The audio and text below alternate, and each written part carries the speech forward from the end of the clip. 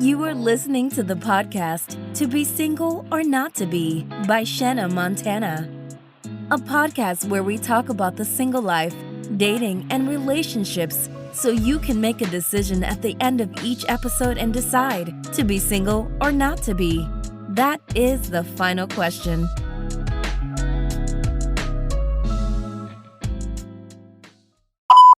So today's topic is, are men healing and caring for themselves at the same rate as women?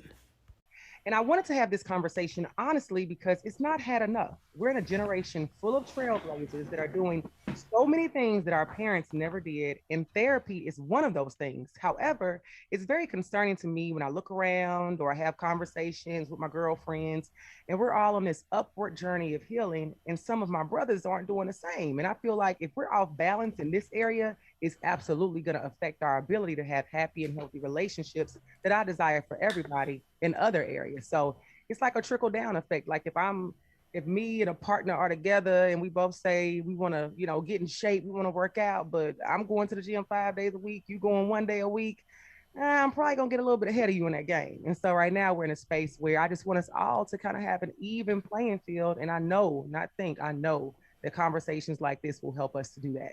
So before we get started, I wanted to introduce 3 amazing guests who I know can add some value and new perspectives to the conversation we're having today. So we're going to start out. Kristen, can you please tell the people who you are? Absolutely. Hey, everybody. It is such a joy to connect with you all and have just this wholehearted and honest conversation about something that needs to be spoken about. And that's really just normalizing mental health for both men and women. And so I'm such an advocate for this because this is my life's work. And I'm grateful to be a therapist. And I have been a therapist for about 4+ years now. And you can find me on all social media platforms at KJ the Counselor. And really, it's just my personal motto and just belief that the work starts within. So anything that we want to accomplish outside of ourselves, it starts with our relationship with ourselves. And so that also, of course, means relationships. And so I'm just excited to have this conversation so that we can facilitate and normalize healing and mental wellness for everybody. So thank you for having me. You're welcome. And I absolutely agree. We have to have these conversations. So glad to have you here. Next, we have 2 gentlemen who are here from the You Good Bruh podcast. So I'll let you. You good? Are y'all okay? Introduce yourselves, gentlemen. Well, I'll go first. I'm not going to speak as eloquently as Kristen did, but my name is Mikell Rosier. You can find me on Instagram on Tell Mikell. That's basically my tag and the business I had started back in 2015. So 7 years. I've been a mental health therapist. Quick and dirty, for me, I became a therapist because I needed one. And it wasn't anyone out there that looked like me or had a similar experience, I should say, that I felt like I could relate to. And that was important for me at the time, because therapy was new. Nobody had done this kind of stuff. But I was in a space that I needed help. And my employer, my manager, actually kind of guided me into therapy, which was not a person of color. And so I did that. And I was like, oh, my God, why haven't I been doing this my whole life? And here we are. So and I know the need. So that's one reason why I partnered with Sam to do You Good, Bro. I love it. Podcast. Need more innovators like yourself. All right. I'm Sam Duperville. You can follow me at Call Me Dupe on pretty much everything. I am the one half of the You Good Bruh podcast creator. I am a mental health advocate. I don't necessarily do anything professionally from that standpoint, but I do it very socially. I think that, the creation of the podcast stemmed from, seeing my homeboys, my friends, my brother, and others kind of struggle with what they're going through with life and not seeing that there are ways that they can deal with it outside of the ways that they were dealing with it. And I think it was to create a voice for for men to understand, like, it's okay to work on becoming a better man and working on your mindset. And it was an idea birthed out of actual experience sitting with my homeboys, and you chilling with them, and you don't know that they're going through something, and we speak to each other. It's like, you good? And the answer is usually, yeah, I'm fine. But I had somebody sit on my couch and say, yeah, I'm good. And then, the night that he sat on my couch, he tried to take his life. And so it's about, promoting conversations and not just in overall wellness. And so that's why we created it. Absolutely. I love the story. I love hearing the inspiration behind why a podcast is created, especially one such as you guys. And because we don't have well, no, I'm gonna stay on this side. I was about to say two things. We do have a lot of Black men doing podcasts. Some I don't ever want to hear again. Capacity. I'm sorry, I'm laughing so hard because I just had this conversation. We talk about this all the time. Right. As podcasters, it's like, yo, man, it's bad. It's bad out here. It's getting out of hand. Everybody has a microphone and got something to say. Some, I saw somebody post the other day on Instagram, if you have an opinion about something, you don't always have to tell everybody your opinion of it. So as I feel about some of the podcasts, like, I really just don't care to ever hear yours again. However, you good, bro. It's nothing like that. You all actually bring some value to the podcast space. Thank you. So we definitely appreciate having you gentlemen on. And that said, we're going to dig in. So and Sam, you brought up a point about something I'm about to speak to. So that was a really great segue.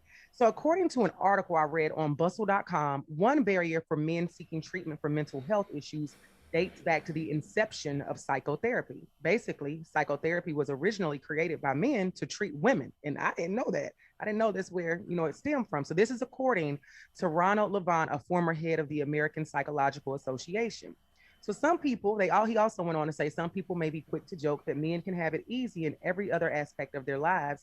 But when men are 3 times as likely to die by suicide as women, as the American Foundation for Suicide Prevention reports, the issue of making therapy accessible for men becomes a very serious one. So I wanted to start this episode with that piece of information just to further point out that conversations like these are very necessary. And it is my hope that this episode inspires at least one person to sign up for therapy today. Now, we're going to talk healing. We've reached this new space in recent years where I would say it's become more visible because we have social media, we have the internet. We see a lot more that in earlier years might have already been happening, but we just didn't have access to so much information and what everybody's doing. So in recent years, where people are seeking therapy and using other tools and resources to get the healing that they need to be a better person overall.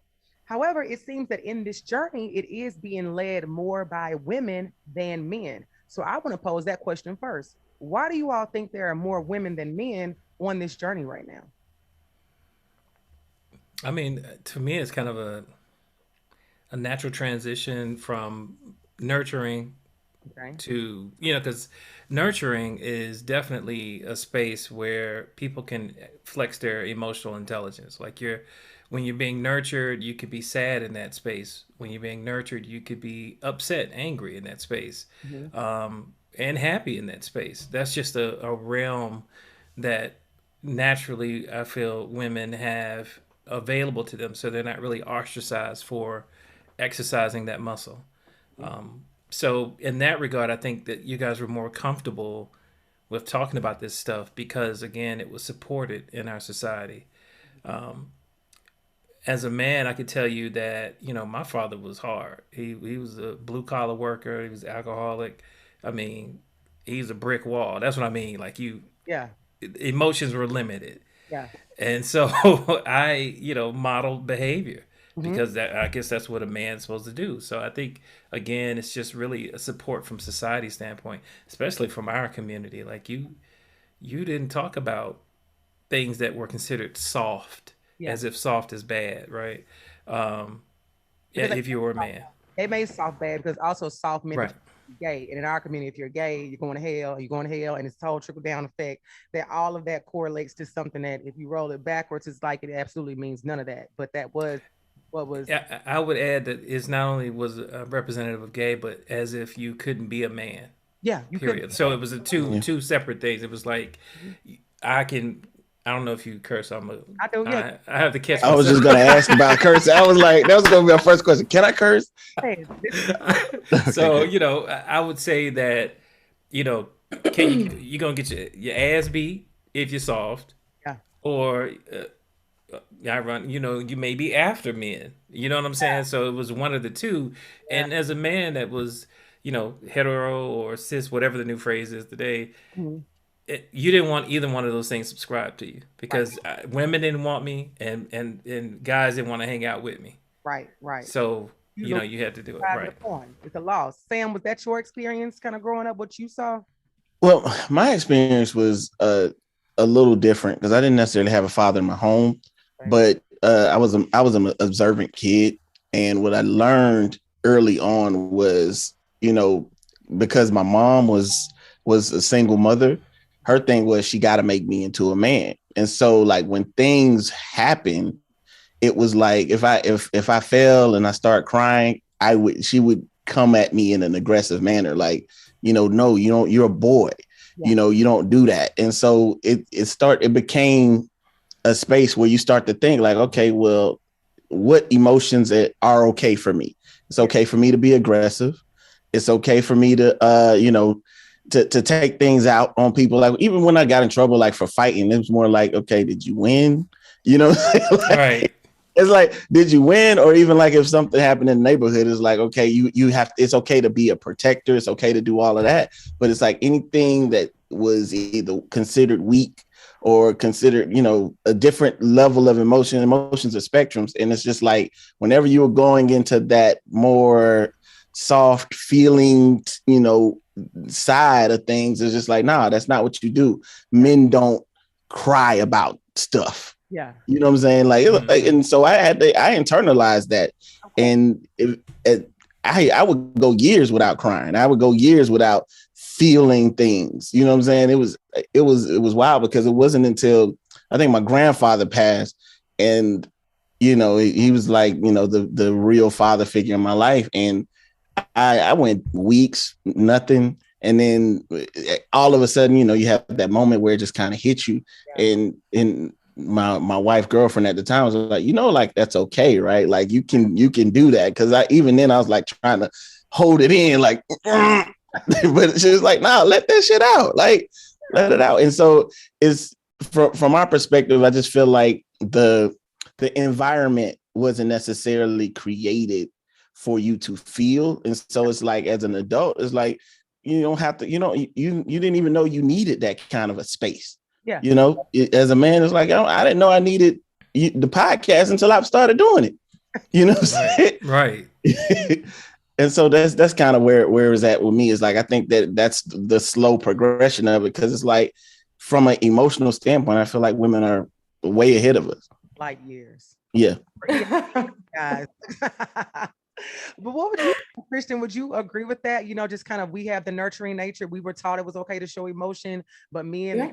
just now getting a thumbs up that it's okay. You can cry. Somebody's just Absolutely. Absolutely. Like, I mean, Sam and Mikell said it perfectly. You know, when it comes to just the difference between men and women, we have been celebrated for being more emotionally vulnerable. yeah, You know, we, you know, have normalized offering those spaces to each other even before it turned therapeutic.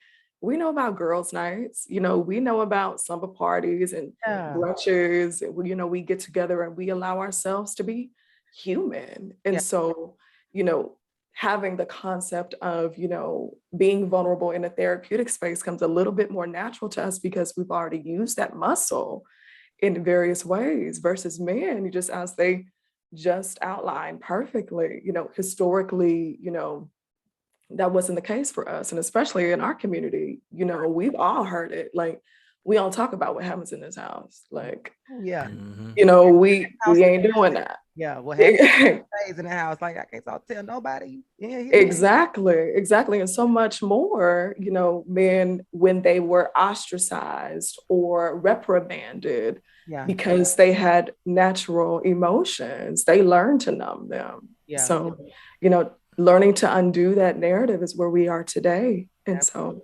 yeah. Podcasts like this. So going, when I think about your story, Mikell, and how you kind of felt like you were in a space where like you needed therapy and you went out and you sought it, and then you created this platform that you now have. Do you guys feel like there are some men that are kind of walking around lost and like don't know it, like need help, but don't even really realize that they need? Man, I would say yes. And it's funny because it's like it's when they interact with us while we're having these conversations, they're like, I didn't know I needed therapy till I listened to y'all talk about what a trauma response is. Till I heard you say, the reason I hustle hard is because I was traumatized as a child. Like once they start making those connections, because the goal is not to make it, the goal of the podcast that we created was for us not to make it to make it more relatable, because it's like there's always been that stigma that it's like, it's the certain type of people go to therapy. Certain people that make some type of money go to therapy. Men that look like us, we don't do that. You know what I'm saying? And it wasn't until I got in spaces with people because I'm like a personable person. I like to sit. I don't like to just sit with my guys and like just sit and talk sports. That's just never been me. I love sports. We can talk about it, but I want to know what's going on in their lives. And then with me and Mikell to be in the same space, it could be transformative, the type of conversations that get had and the type of emotions that you see spill out. And you're just like, yo, everybody in here going through some shit, but they doing it by themselves. Like all these dudes out here actually are struggling, and they're doing it with no assistance and no kind of roadmap as to like, okay, how do I get some help? Yeah. How do I get myself on the right track? And so we see that spill over on a regular basis. It's like they don't even know they need it until it kind of smacks them in the face. Yeah, I would say, honestly, I've been in two types of spaces. One is if they know I'm a therapist, nobody will talk to me. I just have to sit in the corner. Everybody's like, yeah, what's up, man? It's almost like a pastor. Right. Right. And which tells you that they actually do know they got something going on. They just don't want it to be exposed because of what Sam said. I mean, we do have a torn history with psychology in this country. So, I mean, it used to be that was one way they would take us out of the community is by saying, oh, he needs to go, because it was centralized. Yeah. And they would be like, oh, they crazy. Mikell's crazy. We need to lock him up. Yeah, take me out of the house. And so, that's why what Kristen said is like, keep it to yourself. Whatever happens here stays here. That's kind of where that was generated.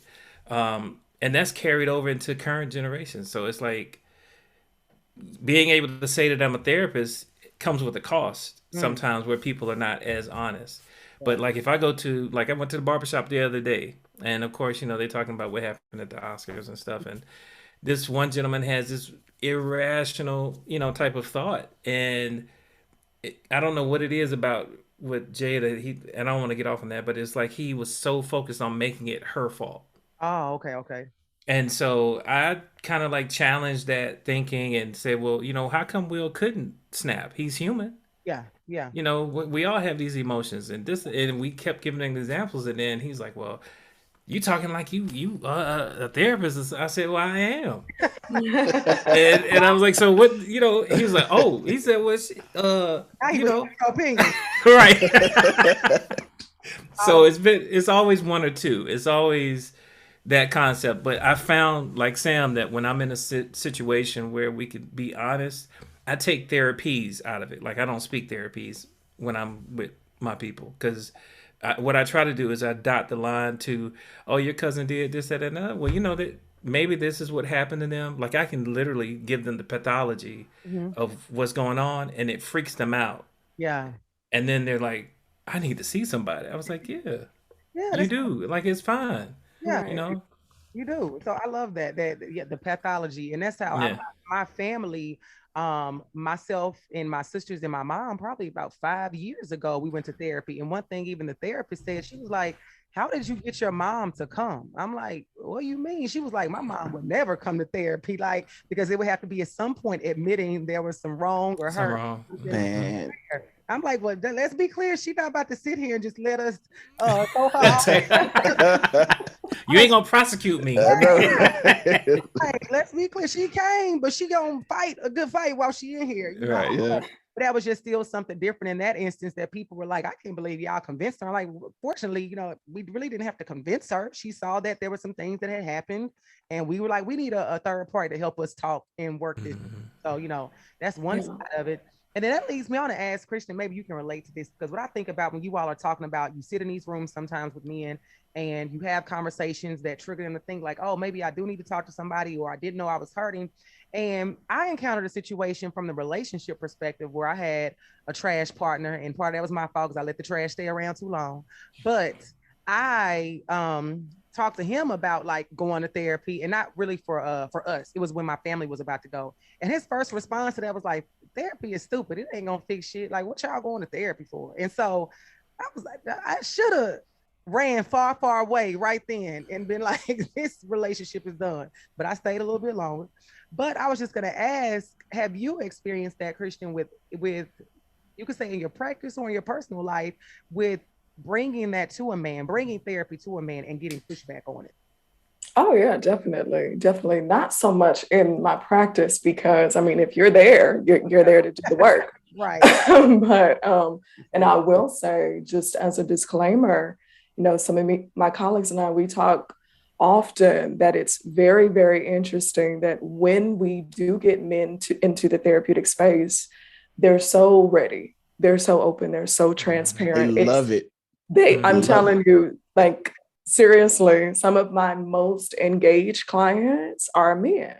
So I just think that's just a very necessary, truth for us to speak on, because of so many of the, ideologies around men in therapy. Like, trust me, once they get in here, they're ready. Like, they're ready to do the work. So saying that to say, in the relationship space, if you meet me, know I'm a therapist, and you don't want to do this work, bye. Yeah. Like, help me understand how this can work. Like, I mean, I did date a guy who was resistant, and when I saw those signs, I'm like, this is as far as we're gonna go, because this is so much more than something that I believe and believe that we all deserve.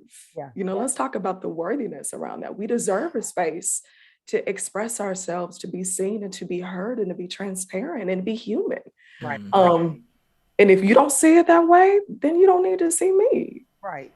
And then too, thinking about it, with you being a therapist and the power of therapy, if somebody did date you and was like, I don't want to go to therapy, it's like, sir, what are you here for?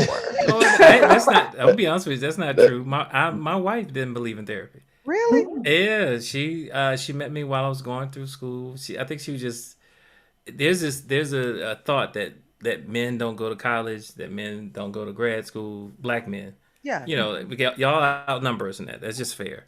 And so I think I was just in a good space in life where she was like, okay, he got things going on for him. So she was like, whatever. Yeah. Right.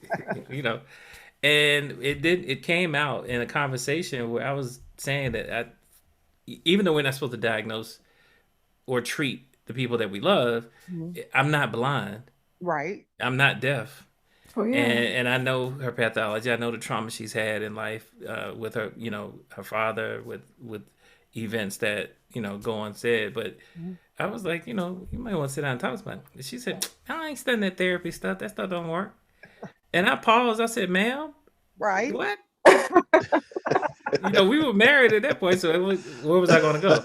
Right. And I was, so it's like, but to be full disclosure, I mean, she came from a space, that old space, where don't you talk to nobody about this. She's from Chicago, so it's like very rigid structure in terms of social structure of how things happen. Yeah. And even though she's a learned woman, a traveled woman, she had these resistances to it. Now she doesn't, but that's what I will tell anybody that's resistant. Just give it time. Because exposure does normalize the concept. How did you? I would like to also, give a little bit of grace to the guys that have issues with stepping into that space, because there's a lot of people that just are afraid of what can come if they open that door to the things that they've experienced. And so it's like, and that's not to say that they're justified in not wanting to, to do better and get better, or, work on the things that they've dealt with. But there's, we're talking about how guys are, have to kind of stuff things in early on. And it's like, if 10, 20, 15 years of doing that, you open that door, you don't know what you're gonna get. And so I can see that, being the issue, because I kind of fell into therapy. I'm being honest with y'all. Like, it's not to say that I was, even as somebody who's introspective, who talks and who shares, I had never been to therapy until my marriage was getting on the brink of like not being a marriage anymore. And it wasn't until we got into that space that I was just like, oh, this is actually, what happened was we went together as a married couple, and then one day my wife couldn't come. And so we had the appointment. I didn't want to pay nobody. So I was like, fuck it, I'm gonna go. Right. And I sat in there with me and my boy for about an hour, and it just turned into a real session. And I was like, yo, I need this for just me. Yeah, had a break. Yeah. And so, I'm just saying, just kind of, give a little grace. I'm not saying that y'all should stay with men that don't want anything to do with bettering themselves from a mental standpoint. But at the same time, like, there's a lot that, you open that door, you never know how long, what else it would bring, how long that's going to be there. Right. You never know if they have traumas that they need to fix with their parents, and they may not ever get an opportunity to do that. Yeah. It's a lot that goes along with that. And so I can understand the fear. That's just the best way I can put it. It could be like Pandora's box to some extent, because it's absolutely. Yeah, for sure. And it is. Yeah, I wasn't, for me, my partner was almost told me, if you don't go to therapy, me and you won't be. Like, I was forced, because I literally was like, my words were, I don't want it to go and deal with all that stuff. I don't feel like it. I was like, I know therapy. I got to do the work. I got to show up. I have to face these fears and that trauma. And I knew I had a whole, like, a luggage set full of it. And I still was like, who feel like going to sit down and deal with that every day? But then, of course, one side, I wouldn't say it was an ultimatum. It kind of was, now that I think about it. It was an ordered step. There you go. The Lord gave it. Step, and yes, there you go. It was one of the best things ever. So I would say I get the patient man or woman to go, because it does. You don't know what else is going to unfold and unpack from that. But for me, it was just very liberating. But I did want to come back to you, Mikell, and ask, because your wife was hesitant to some extent, and then she decided to go. Did you have to, encourage her a little bit more to get her to go, or did she kind of come into her own at some point? Like, yeah, I do need to address that. I think she married the right person. Okay. In that, and Kristen can speak to this, becoming a therapist means a shitload of therapy. Okay. Like the whole process, in classes, group therapy sessions, practicum, like being able to talk through stuff. And through that process, you tend to develop this thing that seems to evade a lot of people. It's called patience. Okay. Oh, yeah. And so what ends up happening is, like, once I introduced the idea, I was like, yo, you gonna have to see somebody. It's in fact, it's affecting how you interact with me, how you interact with the kids. It's impacting you. There's no other way to say it. And so she was definitely resistant to, like, medicines, and that we can talk about that too. But so I said, well, at least start with the conversation and see if it helps. And she refused to do it. And then one day, in one of our discussions, quote, she brings up what her therapist says. What? Drop the needle on the record. All right now. So she would not let me know she was going. Like, she had to do it. I was like, what? Why? You don't have to. I'm glad. I got so excited. Like, I forgot what we was mad about. And I was hugging on her, and she was like, get off me. I don't want no hug from you. But that's kind of, the experience is like Sam said, it's like you're going in there to unpack, and you're very afraid. Yeah. And most of us suffer some kind of anxiety. I don't care Oh, yeah. if you black, you got some anxiety around there somewhere. Mhm. In this country, I should say. It seems like Absolutely. everywhere, but the anxiety, the buildup, and stuff like that, and it can be overwhelming. Yeah. Nobody likes to feel like that. Mm. So she did it, and I mean, she to this day is a therapist. You know, we're supposed to see them too. As a matter of fact, there's a couple, but and that's the thing. You don't have to go see somebody just because something's wrong. Right. Like Yes. that's not really how therapy works. It's just like a checkpoint, check in, like you primary care physician. Yeah. You go do your annual. Well, you can do therapy the same way, Yeah. you know, just to Absolutely. see if you're on the right path. So for her, it was she lived with a therapist for a few years, got used to me having conversations about it with her friends, Uh-huh. and she getting all, girl, you got a good one. I bet y'all can talk. And she just like she snuck off and got a therapist, and here we are. So The fact that she snuck off and did it and just kind of Yeah. Hey man. she used it as ammunition, though. Well, you know no woman's gonna say you right now. Tell you Come on, go, come No, on. don't do that. You go, Yeah. okay, we ain't going there. We ain't going there. Okay, cool. That you can't get an apology, and you can't get you That right. was the apology. My therapist said, there you go. There you go. something different. That's all I'm gonna say. Like, Right. so I want to ask this. I feel like it was something else I was going to ask about being married. That's what I wanted to say in regards to therapy. You all pointing out you don't have to go when something's wrong. I think more men, women, whoever need to understand. I feel like it's a safe space for you to go sometimes for me just to get things off my chest. Like I may not even have an issue with that session to work through, but I got some stuff I've been wanting to say and I can't say nobody else because I know somebody gonna get mad, sad, gonna tell somebody else. I just know in these four walls in this conversation, I can say what I have to say to you. And that's sometimes enough of a release to make you feel better about what is going on. So Absolutely. understand that it's not always going in and you walk like, you know, the picture they paint, you laying on the couch, they sitting there. Yeah.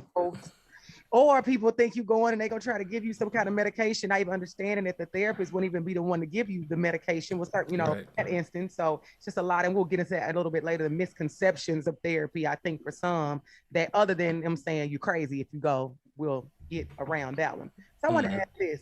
We know that for some guys, it's easier to just avoid and downplay their personal issues than it is to just admit there is something wrong and deal with it. So I want to say at this big old age of us, I'm assuming being 30 plus, why do men still believe if they ignore something, it's gonna go away? I just want to know because I see it all the time. I don't know if it's gender, I was but just gonna say that. but I will say that that's something again from our previous generations that got kind of passed down. They were like, you know, granddaddy was fine until he went to see that doctor that one time. You know, that kind of nuance, mindset, anecdotal experience, or whatever you want to call it, can, you know, anxiety, back to my original point, anxiety is a mother. Yeah. And it will stop you. It's analysis paralysis. And, you know, you see all types of maladaptive things going on in your life, but you don't think you should do anything about it. Now that could be something medical, physical in terms of medical. Like they'll have a lump growing out the side of their neck. Never go see anybody about it.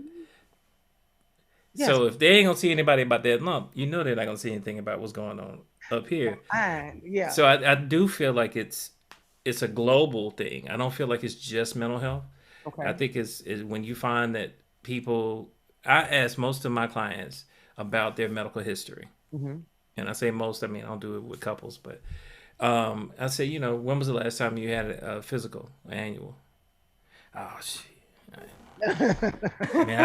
Last time I saw a doctor, I went to the ER, and I was like, well, damn, when was that? You know, it was like 4 years ago when I cut my finger. I had to get stitches. What? What? Look, I'm gonna speak from it from. I know it's a global thing, but I'm gonna speak from the male perspective. Don't tell us you ain't been to Like, wait, I'm sorry. Don't tell us you ain't been to the doctor in 4 years now. Oh no, I go to the doctor. We practice. I'm married. My wife, she set the appointment. She just tells me when it's time to go. You feel me? But what I would say is like when I've talked to like my homeboys, and you know, you like let's just say we're having a conversation. Some girl, you know, did him wrong. And I was like, oh, so she hurt you? He's like, nah, she ain't hurt me. Like, you sit up there 30 minutes talking about all this wrong shit she did. She did this, she did that, she did this. I'm like, so you're hurt? Nah, I ain't hurt. Because they feel as if if they avoid saying that they were hurt, that they won't feel it. Even though we're sitting here having this conversation, and you know, you're pissed, you have issues, and you just like, it's that feeling that they don't want to feel. And so it's just like, I'd rather put that back there. The same thing with therapists. Like, I'd rather put that, like, I'd rather not do that. Yeah. You know what I'm saying? It's there. He knows it's there because they want to have that conversation. They want to talk about it. It comes out in the tweets.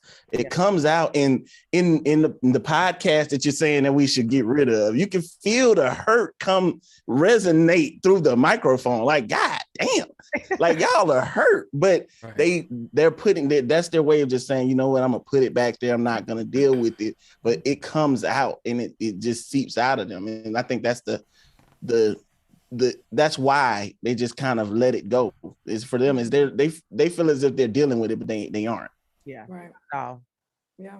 And just to add to that, I would say, because it's easy. It's easier to avoid a thing than to deal with it. Yeah. And that's unfortunate, but you know, like we were saying, it is a human concept. That's human nature. A lot of us, I mean, even not just when it comes to matters of the heart, how many times guilty have I done my laundry, but just I folded it never gets put away. It's easier for me to avoid putting these things in my dresser than taking the time to address it, you know. So how much more when it comes to my heart work, when it comes to this discomfort that I feel inside of me, when it comes to these emotions that it takes, what I often call my clients, this word is a curse word for a lot of people, vulnerability, for me to express, nah, I ain't doing that. Yeah. And I think I'm not hurt. I'm not upset, but you are. You are. And the work that you just said, a lot of it is hard work. I always say relationships are work. You got to go. It's like a job. You got to show up. You got to clock in. You got to do the work every single day consistently in a relationship.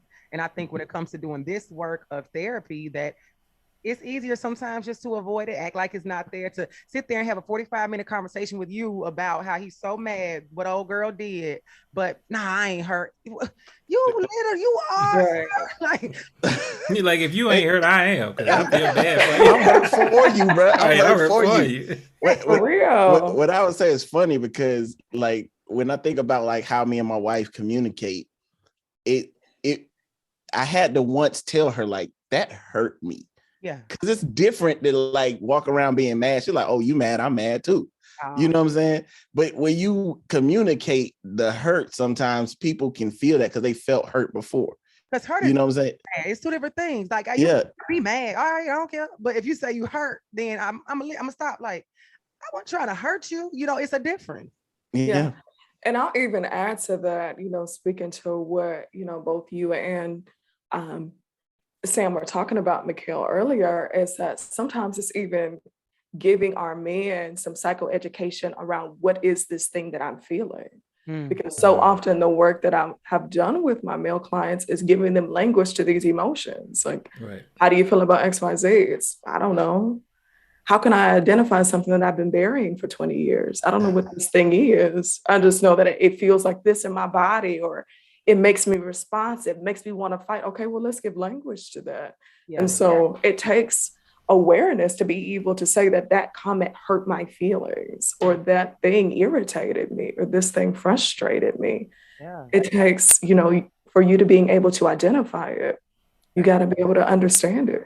I would just add to what Kristen was saying, like, there's this tool that I use, and I hope everybody that hears this go and download it. It's called the feeling wheel. I knew you were going to say that, the feelings wheel. The feeling wheel. And that thing is basically like 64 expressions of emotion that are born out of the primary 6. So if you think of like primary colors, it's set up like primary colors. And I make sure all of my clients, male, female, couples, have it, and we do a check-in with it every session. And you know, I tell them, you know, look at it, see what see what resonates with you. And one of the tricks is to kind of convince them that hurt is not bad, Mm-hmm. Right. that sad is not bad. And I asked them, well, why do you think it's bad? And they said, because it hurts. You Yeah. know, nobody likes. I said, well, who said hurting was bad? And they're like, well, what does that mean? And what you have to do is kind of walk them through, when you're sad, what are you doing? What are you actually doing? Mm-hmm. Right.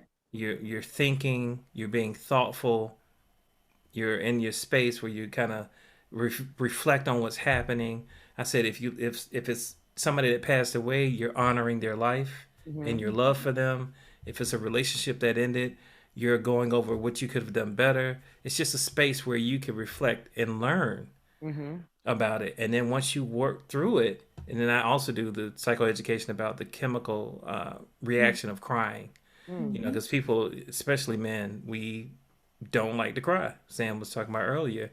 And I talk about the hormones and things that get released that burn off the cortisol that builds up from stress Yeah. in their bodies. So once I put science, I found that has helped tremendously to put science in front of our men, because that's something that we can identify with. Yeah. Right.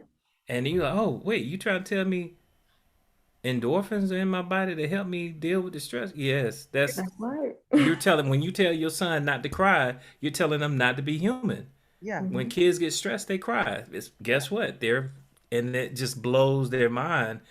And that one conversation just opens up so much stuff. Yeah. Yes. And it's just, so psychoeducation is definitely key in our space.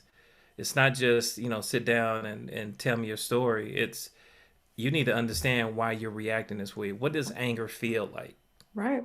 I like that. And I think the Yeah. more, listening to this can come to men in that way, because it does. I think for men, sometimes when things are very logical, like that makes sense, scientifically, this is Right. my opinion being put on me, it's the work of it. So I really like that perspective. And that leads me to ask, since we're talking about how sometimes we will try to ignore things and hope they go away, but we can use things like the fact-based stuff to help them change the mindset. What else has to happen for people? I want to just say men, or we can say men, whichever one you guys want to speak to help people get away from that mindset of ignore it, it'll go away, that you actually have to sit in it and deal with it. Well, I'll just say this, that there's nothing that you can really ignore per se. It permeates your life, Yes. because we're some of our experiences. So how you see the world is definitely tied to what you've experienced. Like, we live in a linear society. Like, you're this age and you're going to be at this, like it's linear time. But hurt and trauma or experiences, it exists in a spatial area. Mm-hmm. So when you have a client sit down and talk about something that happened to them when they were 15, the same energy they had at 15 shows up at 35. Yeah. Mhm. Like it just happened. And the same anger, the same tears, the same frustration, it manifests itself right there 20 years later. Yeah. So, it's not, you can put it away if you want to. It's but it's gonna come out. It ain't going nowhere. It's either gonna kill you because of stress, or it's gonna come out in your relationships. How you deal with men or women or children, how you deal with authority, depending on what where you fall in under the DSM. So it's just, it really is nothing. Avoiding it is easy, but it's a going out of business strategy. Yeah. That's what I mean. Like it's you can't really avoid it. That's it's just the word skipped my mind what I was trying to think of, but it's how the brain works. It blocks stress. It wants you to not be stressed. Mm-hmm. It's looking for homeostasis. It's looking for balance. Yeah. And so it'll lie to you to get you to get through it. Mm-hmm. I think how do we get men to face what they're dealing with is by doing what we're doing here, by having conversations, by, letting them see that there are men out there that are dealing with things similar to what they're dealing with, and how that they handled it, how to do it in a healthy way, what they got from it. I mean, that's what we do. We want to tell men stories. We want our mission statement is a safe space for men to express their emotions. And so we're very deliberate in why we said that, because we want them to understand that men and emotions can coexist. Right. And when we're okay with, even if we don't agree, because we bring people on the show we don't agree with, but it's a matter. But even then, like, we still want you to be able to understand it. It's okay to express yourself. It's okay to tell your story as well, because your story can bless other people. And so it's just a matter of just having these conversations and showing them, like, hey, look, like, I dealt with my daddy issues. I'm here. You know what I'm saying? I put my daddy issues on the second episode of the podcast. Bruh, like, that was rough. Me, both of my brothers, we sat down, we had a conversation we've never had as adult men. And, the reaction and the responses and the relatability that we got from that, people was like, yo, your story was so similar to mine. Yeah. And we understood what was going on, and we said, okay, well, we need help like y'all need help. You know what I'm saying? Like, we need to talk this through like y'all needed to talk this through. I mean, I was 30 at the time when we recorded that episode. Me and my adult siblings had never talked about the issues that we each individually had from our fathers not being around. Yeah. And we be around each other all the time. That was brave. That was very brave of you, because my sisters and I, coming with it being 3 girls, we've had conversations, I think, with each other about things that affected us in our childhood, and growing up even beyond childhood. But when I thought about bringing them on my show, I ain't ready for that yet. But I'm saying, like, look, I understand. I haven't brought my sister on either. Me and her got some. Ooh. I might have to be there for that one. Yeah. I've told Mikell, man, I was like, bro, I need you. If I ever bring my sister on, like, we gotta have. I'm gonna tell you, it's not gonna be a fun one. But I'm sorry.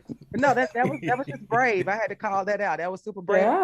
Yeah, from hearing that. Yeah, that's awesome. And it's transparency is the second most important tool. Like, when you're becoming a therapist, they tell you, like, one of the techniques is some transparency, but you don't want to share too much. Mm-hmm. That's just not the case for my clients. They see their problem as something that's isolated, and it's very hard for them to talk about it. Well, I don't do long-term therapies, like 8 to 10 therapies, and you either need to fire me or I need to fire you. Like, Oh, really? Yeah, because I don't. It's not that I don't believe in long-term therapy. I'm more of a behaviorist, so there are things that you need to be doing to kind of elevate your experience in life. One of my tagline from my business is, "When a good life is a goal," call me, because yes, we can focus on how we got here, but let's figure out some things that we can hack. I call them body hacks that you can do to generate the chemical signature that will elevate how you see the world and your personal experience, because mental health is science. Yeah. And I think it gets lost in the sauce that we're talking about what's happening in the brain, but we're just walking chemistry sets. You know what I mean? So if you can do things to kind of add this chemical to your system, if you eat certain foods to make sure that you are metabolizing the right nutrients to create neurotransmitters, yada, yada, yada. So I'm saying all that to say is that, I think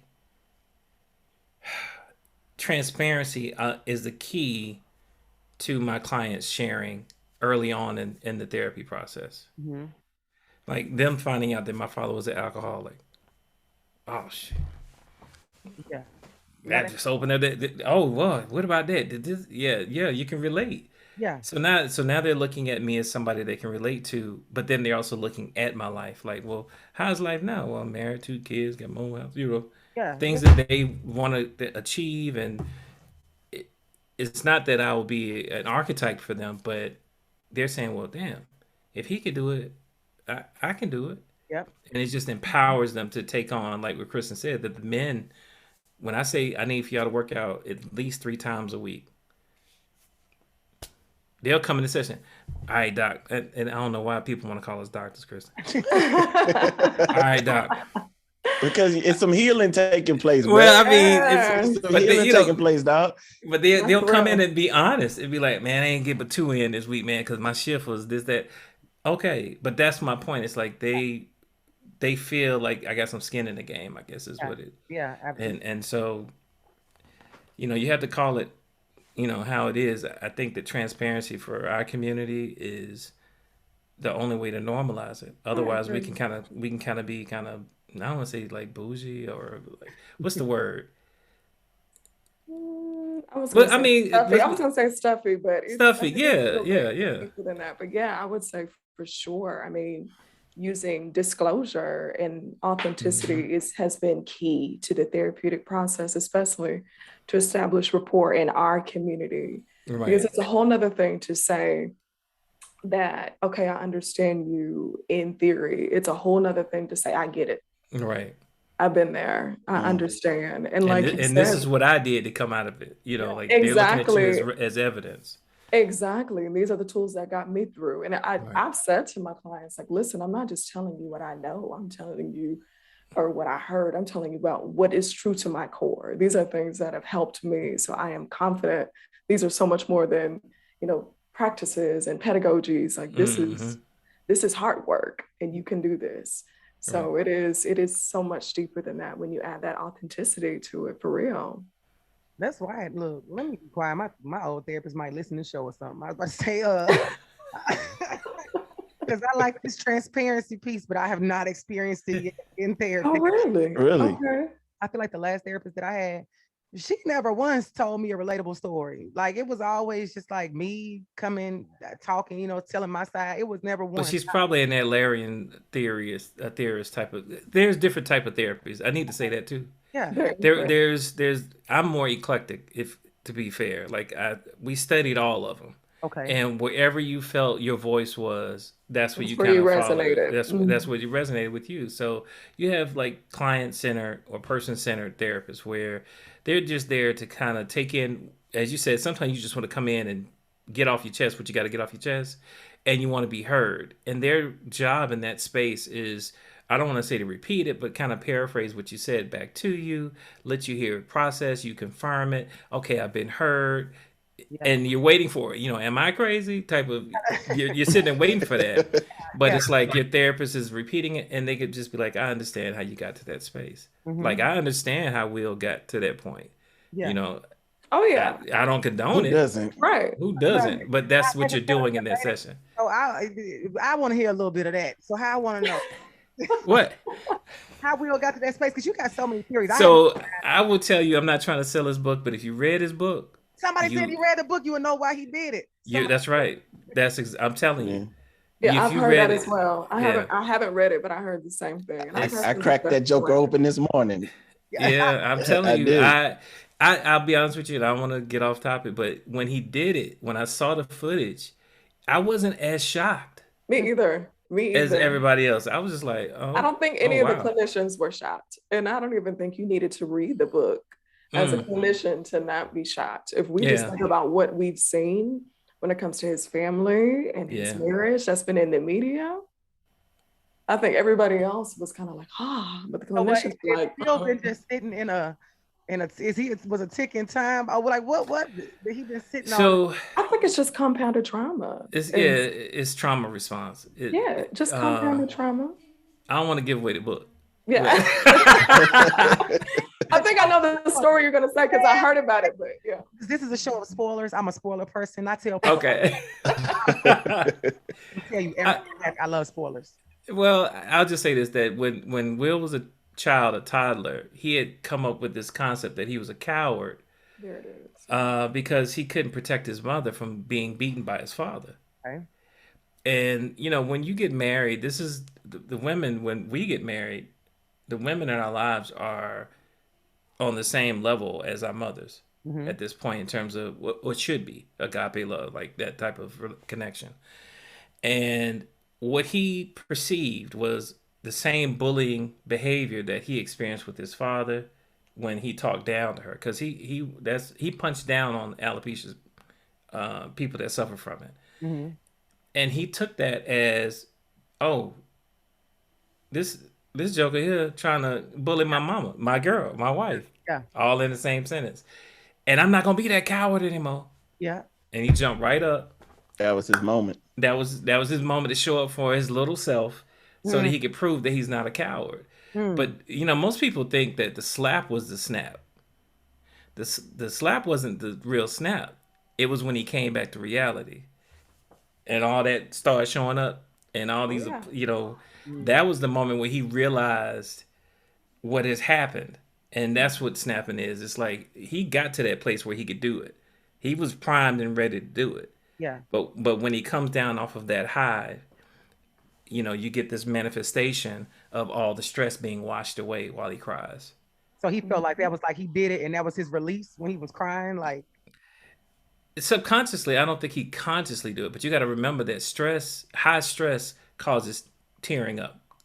Your body wants balance. Wants to release. It wants to release it. So that's what I'm saying. Like that, when he had done it and it was done, he walked back and he said what he said, and I mean it. Yeah. And Chris was complicit. He's like, sure, no problem. Yeah. That was when it was like, oh, the light switch came back on, and here's Will again. So, I don't condone it, but I understand it. I just want to know what he's doing right now. I hope he's sitting down talking with a therapist. I think he's talking to somebody. Hopefully, fingers crossed. I'm worried about him. I mean, because he's still in crisis. The snap is just the manifestation of it, but he's still in crisis. I mean, the environment is still the same too, and that's another. You need to get away from Jada. It's not Jada's fault. It's not her fault at all. But is she one of the problems? I think anybody in your life can cause stress. Okay. And to be fair, but I don't. Jada has her own issues, as we all do. Yeah. But the net of it is he needs to add somebody else to the sauce. He needs another therapy session. I believe in geotherapy. I'll tell you in a minute, go take a trip. But at the end of the day, he's in a space where he's dealing with little Will or Willard. Yeah. And that's that manifestation of the child, the trauma as a child, is very powerful. Yeah. In our adult life, we're just big kids. That's all it is. The law gave us right to be adults, but we're still that little kid. Absolutely. And when you're triggered, you literally mentally revert right back to that, regress to that, right back to that space. That's right. So that's who you saw. That's who we all saw. That's right. Yeah. And from what I heard, and I mean, I'm still understanding and reading some articles about this, but in that instance, it was like Will responded, his trauma was fight and Chris's was freeze. Mm-hmm. Yeah. Because from my understanding, Chris was bullied as a child. Yep, I heard the same thing. And it crippled him. Like he would shrink, he, would, deflect.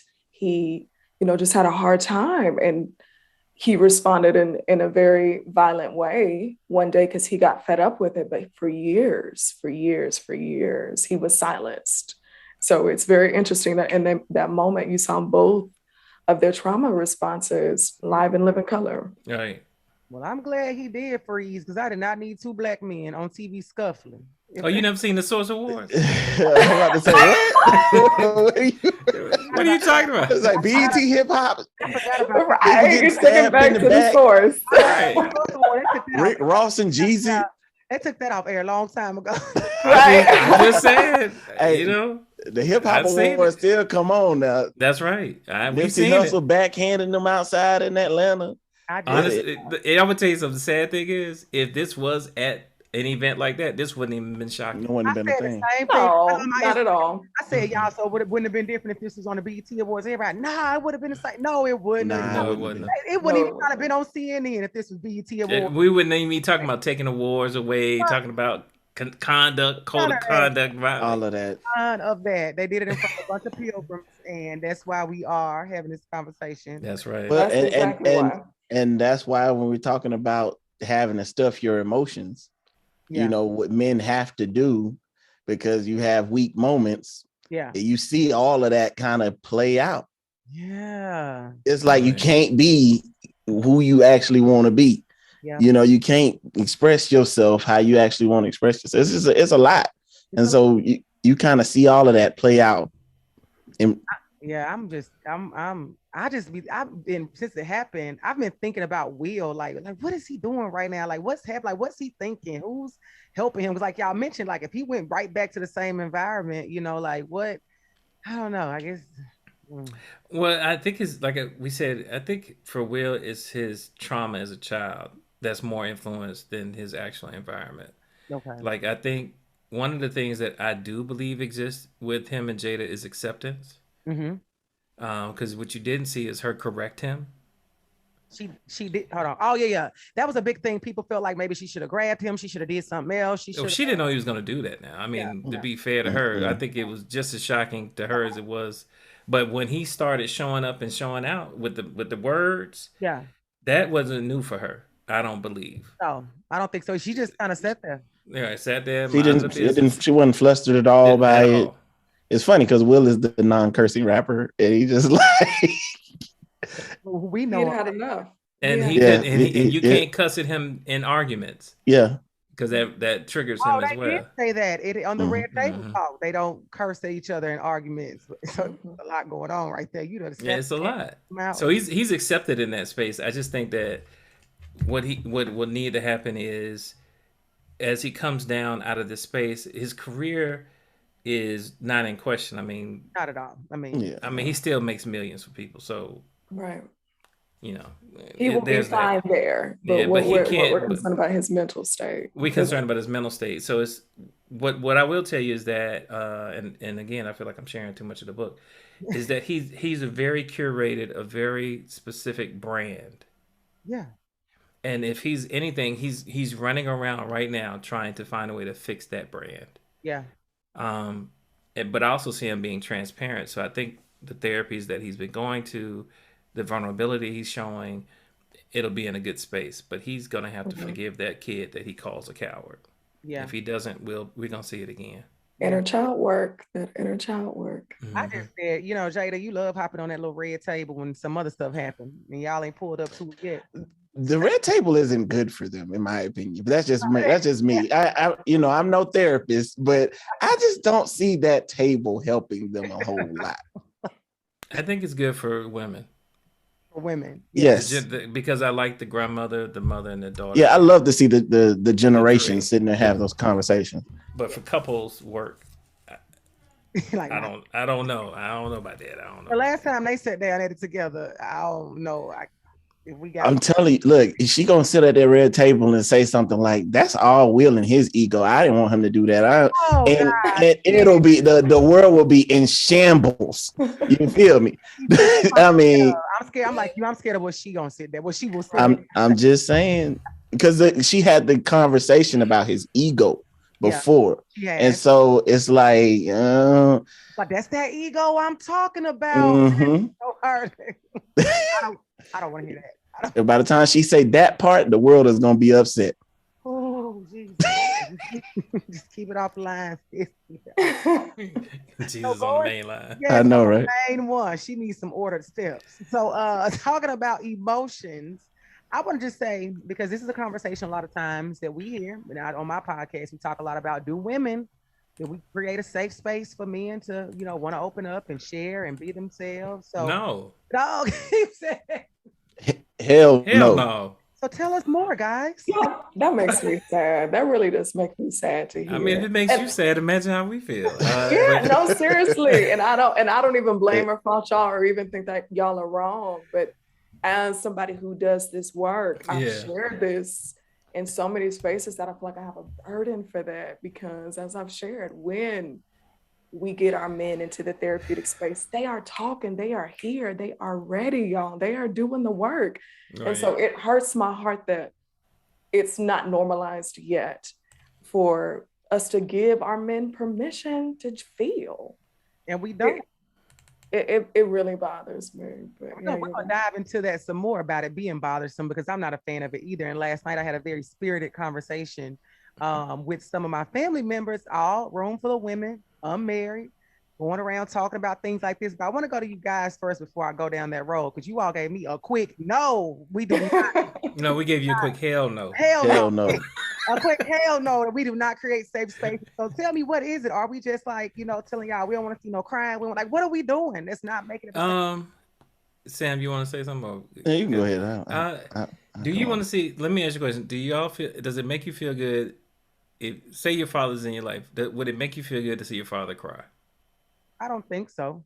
Okay, that's the same effect I feel, and because we represent, or structurally, psychologically, the man in your life represents the man that was in your life, and to see us cry kind of implies that we ain't got it. We ain't got it together. Okay. And that could be debilitating if you're suffering from anxiety. Like you need something that's going to make you at ease. And the person that you are looking to is, in your eyes, in shambles. Okay. So it just makes things even more anxious. So instead of allowing us that space, what's the word I want to use?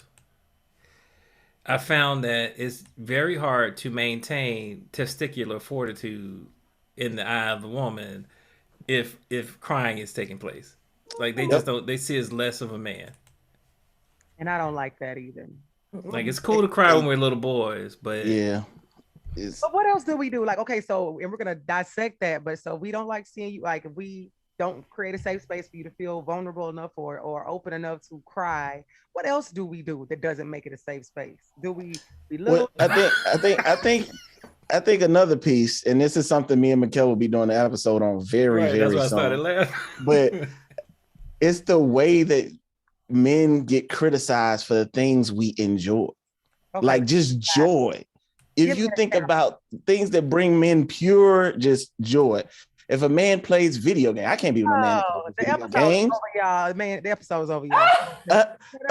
I'm just saying, a man plays video games, okay. and it's like, oh, I can't be with no man that's on a fake game all day long. It's like, look, that's probably the one thing that he did today that brought him joy the whole day.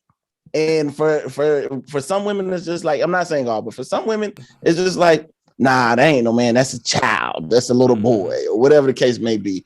It's just like spaces where, or just give sports is another thing. He's always in the.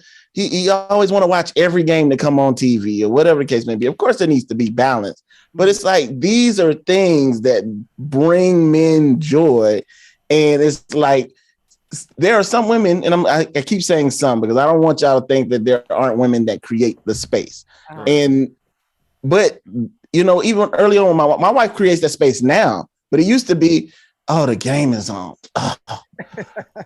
It's like there's 7 days in the week. On Sunday, I'm going to watch my Falcons play. Yeah. Okay, for 3 hours in that 7 days, I'm going to watch them play. They're going to disappoint me. I'm going to be upset. Right. You know it's going to happen. Deal with it, okay? That definitely gotta disappoint you. Yes, okay. I've been a fan for my whole life. I know what the disappointment feels like. I'm okay, but I'm a football. It's Sunday. Ain't Sunday night football. It's Sunday football. We got the TV on to watch football. We on Sunday all day. So that's the difference. I'm a little different. There needs to be balance. I will say that there is a piece of that because I did used to watch football from morning to night on Sunday, but I just watch now it's just I watch my Falcons. That's what I'm gonna do. Don't bother me. And then I would add that here's the thing: what brings me joy doesn't have to bring you joy. Yes. Right. And just because it doesn't bring you joy, it shouldn't be ostracized as something that is beneath you. Like I would like Sam. In the beginning, it was not smiled upon to play video games. Mm-hmm. And I found that what ended up happening, and I felt like I won somehow when she bought me a PlayStation for Christmas. Like, I was like, what? I was like, yeah, I was like, okay, because it unbeknownst to a lot of people, you can build friendships. Like I literally have a community of friends all over the country. Like we've talked to each other's kids about stuff that happened at their school. It's a community. It's a fellowship. And honestly, the things that I found that most men enjoy, regardless of what context it is, it's the fellowship. Yeah. We watch the Falcons. We know it's going to be disappointing, but we are together. It's our trauma bond. We get to fuss and cuss about everything Falcons, but we're able to enjoy that experience. Yeah. And so a lot of the things that men like to do that women give us hell about, either it really is about having the opportunity to fellowship and connect. And that's And what I'll say to kind of bring it full circle is it creates a space where you feel as if you can't be happy around your woman. Your wife, yeah. Ooh. It's like, oh, go out, but don't have too much fun. Oh, watch the football, but you can't be happy unless she involved. Yeah, and so it's like, but then it's like, okay, well, is everything that brings you pure joy without you having to put any effort into it is being looked at as like, why do you do that? You get what I'm saying? And so it's like, okay, then it's not a safe space for me to watch football. It's definitely not a safe place for me to sit and talk about how I feel today. Not at all. You gotta have some solo enjoyment. I remember I had my ex tell me that one time. We was at a water slide. Like, I must be traumatized. And he was about to get on the slide by himself. I'm like, I can't ride with you. He was like, this is for solo enjoyment, and went there. Like, what? And that word is stuck in my mind forever. So then after, I would taunt him like, nah, I'm doing this for solo enjoyment. No, you can't. But right, you had to come back with it. Yeah. But I did not know, honestly, that women were really out here doing that. Like, have to have fun together, and you have things that are separate and apart. And I think the difference for women I would say to just not be upset about certain things. Maybe for some women, they need to get more clear about what it is that they want in a partner. For example, if you don't like, if video games are not your thing, like, so say, I'm that girl. I don't deal with men who play video games at all. No judgment. But if I know it's a hard stop for me, I'm just not going to deal with a man that plays it. Because guess what? Even if you play for 1 hour, I'm going to be sitting there mad. So you know this about that person. But again, if that's like the only issue that you got with him, you'll be ashamed to, quote unquote, throw that man away just because he's playing a video game. So that's what I was thinking. Like, why does that have to be a deal breaker? It's most times a compound. They fuck boys if they play it too much. It's the levels too. So I ain't gonna go. That's another episode. Why I got trauma behind video games. So, right. I was gonna say, what did the video game do to you? Well, Mikell, look, I'm gonna empathize with her and say this. Like, you get cheated on a man that play video games. It's like, yo, didn't he play video games? I had a dude that it was way back 7 years ago that would wake up in the morning, play video games, come home for his lunch break, play video games. Yeah, our work, play video games. That's all that Negro did. So this, mind you, thank God, it was super annoying, but I was like, say, in my early 20s, so I was like kind of in the streets too. I wasn't doing right. So it was like, you over here playing a video game, and I just didn't like it. So that kind of put a bad taste in my mouth. But even though I do love Mortal Kombat, if you got that game, you might be all right with me. But it was like, that was like my thing. But now it's more so if you have, like, if I walk in your house, see a PlayStation, I ain't immediately like about to turn back around. But I do need to know, like, how often do you play? Yeah, like how much time will be dedicated to that. I'm gonna give you something to think about, and because my wife, even though she got me the game, she really ain't cool with it. She said to me, and it was in a couples group setting, and somehow another, me and the other men, we played, together, and it came up, and then one of the wives was like, "Oh, I can't stand it." My wife said, "Look here, you could let him sit in that house and play that game or be in these streets. Ooh. Which one you gonna choose?" Play that game.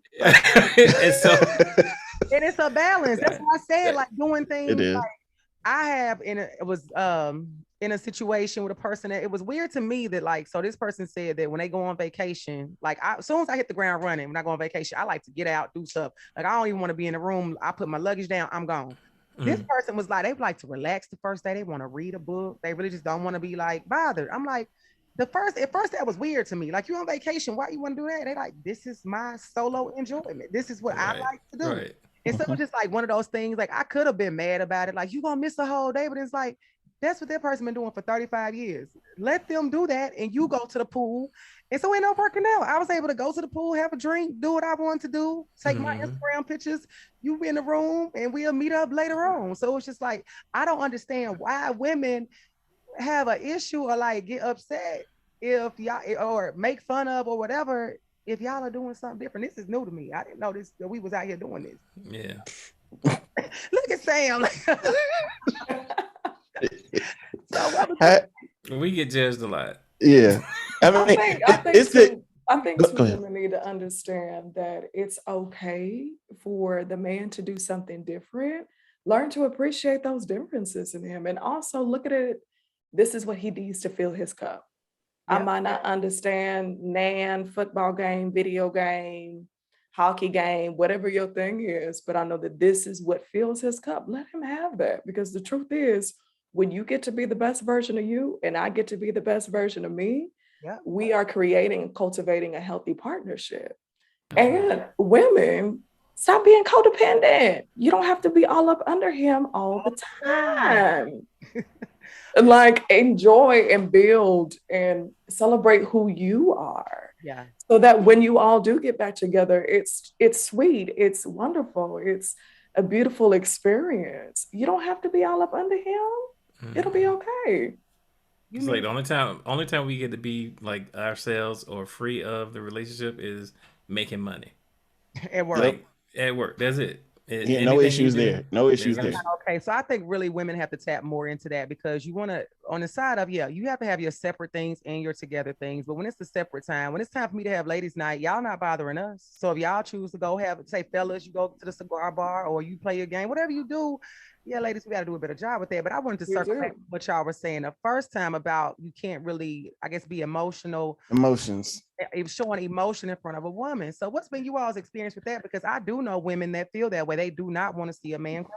Well, you know what's interesting? I think that it sounds crazy because like earlier on, Mhm. it's like, nah, I don't want no emotions. But like now, all the women are looking for the emotions that they were like, I don't want to see back. I'm in my early 30s. So like all the women around me are like in their early 30s looking for this like Renaissance man that's like emotional and understands everything she's going through. I'm like, yo, you had that like you was 20 something and you didn't, you weren't necessarily checking for that. You know what I'm saying? Not to saying that, every woman wants that type of guy, but what I'm starting to see is those guys were like labeled as like, that's not the guys you want to be around. That's not the guys you want to be with.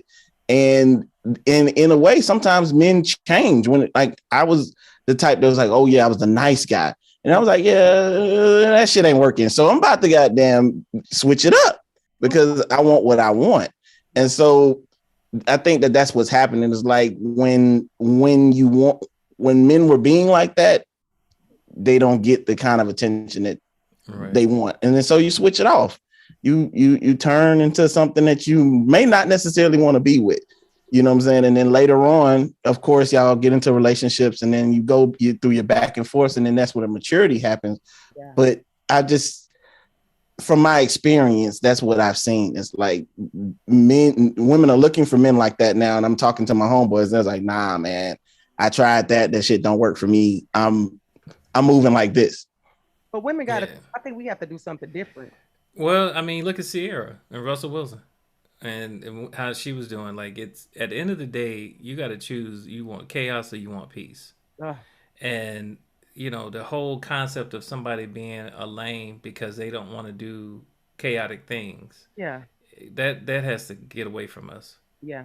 because that's really destroying our relationships. And I think that's one of the things is like everything cannot be hot, exciting, just this lit. This is Yeah. like you can't buy into Instagram life as real life. Yeah. And we need to focus more on what are they into as it relates to a future. Are they trying to build things? Do they want a partner, or do they want somebody they can leech off of, like Or somebody just to have fun with. just somebody to have True. fun with? And I think that's the changeover. They want us to be emotional now because they see what's happening for Sierra and Russell, and Or they it's get like, older. They out here, my friends, we were 35 plus. I'm right. like, you bitches getting old. You out here like, damn, I'm still single. I take this Ralph's transient sensitivity, brother, over Right, right. Being It's peace. and what's interesting is what you'll find is that man still has all of the man that you think you wanted. You know what I'm saying? It's like and say more, what you want. right? That Russell Wilson would probably walk up there and slap Chris Rock. Will slap. Let me tell you something. I'll be trying not to kind of tell my business on this podcast, but I know somebody that I'm very close to that is very debonair, very Renaissance man. I was like, you would have walked up there and slapped him just like that, wouldn't I? Said, but nobody on the outside looking in would look at him and think that he was doing. I'm like, he was sitting there like, yep, I sure would have. I'm like, so don't get it twisted that you can have the man that has the emotion and the feelings that will go and slap somebody if necessary. Like it's a good balance. Even Pastor Henderson, he's from Lighthouse Church, and y'all know he was Shawnee O'Neal, all that stuff on Instagram. But one of his sermons today, he was like that balance. Like I'm 80% spiritual man, but I gotta have that little 20% hood over here. If something go on, I gotta be able to tap into it. So I think that balance that women think is not there, that it is. Right. And maybe Christian, you may be able to give some insight on this. Why do I know we have talked about, you know, men have, well, they were boys, have been taught to not show emotion, not cry, all that stuff. So of course we seeing our mamas tell our brothers that's what we think too. But I think as you get older, you know better, you should be doing better. Why are we as grown women still thinking like, oh, he weak because he shed a tear? Like, what's that about? Because I don't think that at all. Yeah, I don't feel that way either. And I completely agree with what you're saying. I think what we have to start doing, women, is that we have to cultivate spaces, safe spaces now for men to be able to do that. Because what I'm seeing a lot of men giving up. I'm seeing them, okay, I supposedly had this space. I was in this relationship. I tried to be emotional. I tried to be vocal. But as soon as I say something, if they don't like what I'm saying, what can we do better than anybody else, women? We can, I know what you ain't finna. We can do all that. You know, okay, tell us, Sam and Mikell, what are y'all responses to that? Shut down. All right, whatever. All right. Exactly. And so now we're seeing just this epidemic of men that's just like, all right, whatever. Yeah. I just won't. I mean, and I've seen that time and time again. So women, hush, give them a chance to speak. Like it's like, and listen, because it's like a man will tell you what he wants, what he needs, how he feels, and a lot of times it goes like it's dismissed. It's like literally, you know, he could say, oh, you know, even if it's like, oh, you've been at home all day, I don't like it when I come home in this area. It don't have to be the whole house because you know what, nobody's doing everything nowadays. I just like my common area to look a certain way. You know what I'm saying? And so it's like I don't like to come in my house and it look a certain way, especially if you've been home. I clean my own house too now. But it's like if you're here, and I say that, but it's like it's not until I'll either blow up because that's what they want men to do.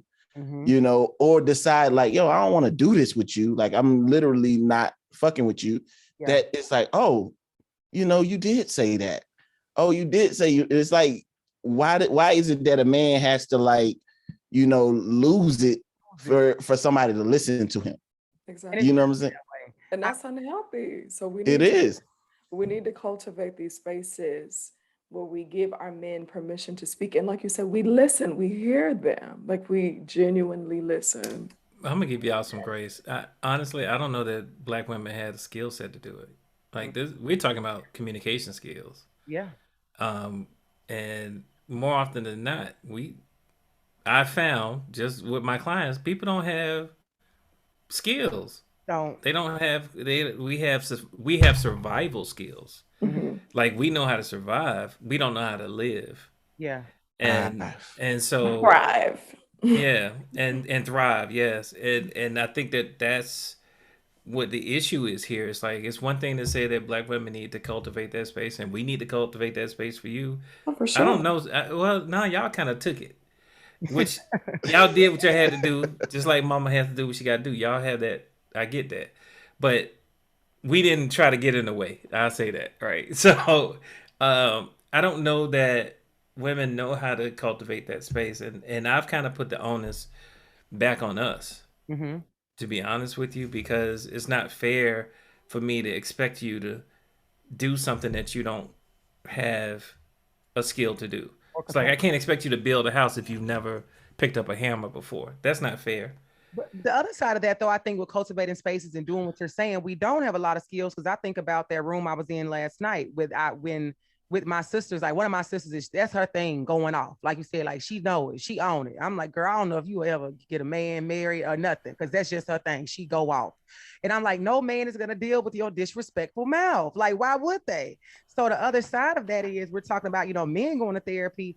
We do need communication skills to do better, but that looks like women getting in therapy and figuring out why is my first instinct to go out. And this is a thought I had earlier, Mikell, when you mentioned how our the child in us is who we are, who grow up to be, and she has so much trauma from her childhood, and that's why she's just always in this spot sometimes of going off. That's her defense mechanism. That's how she survived it. That's how she survived it. That's exactly how she survived it, and that's why she operates the way she does now. So really, for her, it would take some reprogramming for her to go through therapy and have to really come out, like old school, the Family Matters, when Steve Urkel used to hop in the machine and come out as Steve Urkel. Fun. Oh yeah, Stephon Urkel. On Arkell, she would need to step in the machine and come out as somebody else, and the machine would just be therapy to reprogram her to understand this is really how you communicate with people. And I'm still in that. Yeah, so for sure. And it's possible. It's possible. It and is. Like full disclosure, that was my truth. I was Queen Pop-Off. I live in Nashville now, but I grew up in Compton. So talk about, default strategy. Talk about, trauma responses and triggers. So many of the ways that we responded and show up was just commonplace. Yeah. It wasn't really until I got into therapy that I realized this reactionary nature was from my upbringing. And one of the deepest things that my therapist said to me was, Kristen, you are not in Compton anymore. Yeah. And it was just that simple awareness, like, oh my goodness, I'm continuing to respond like I'm always on the defense, like I'm always looking over my shoulder. Trying to go. So, yeah, exactly. Those trauma triggers. And so, yes, I will say that I do agree that to some extent, we don't know how, but I do think that in some extent we do, because we have cultivated it in other areas. We just don't know or struggle to because of different stories or trauma triggers or ideologies or even comfort to have that for our men. So it is definitely a skill that can be learned. And I just feel like it's something that we kind of gloss over kind of early on. It's like you get into these relationships, it's all about what it feels like. You're doing the regular things, but nobody's really trying to like understand, like, how does this person communicate? What the best thing that happened to me and my wife is, and we did this before we even got into therapy, is we came up with a communication plan. This is how long we don't talk about something. I'm the type of person that I don't mind. I'm confrontational. Like, I'm going to, there's an issue, I'm gonna be in your face about it. She's not really like that. And so I had to learn to, sit back, not necessarily give her time or whatever the case may be. And we came up with rules of engagement as well. Like when we having a debate or an argument or whatever, how do we do it? You know what I'm saying? Right.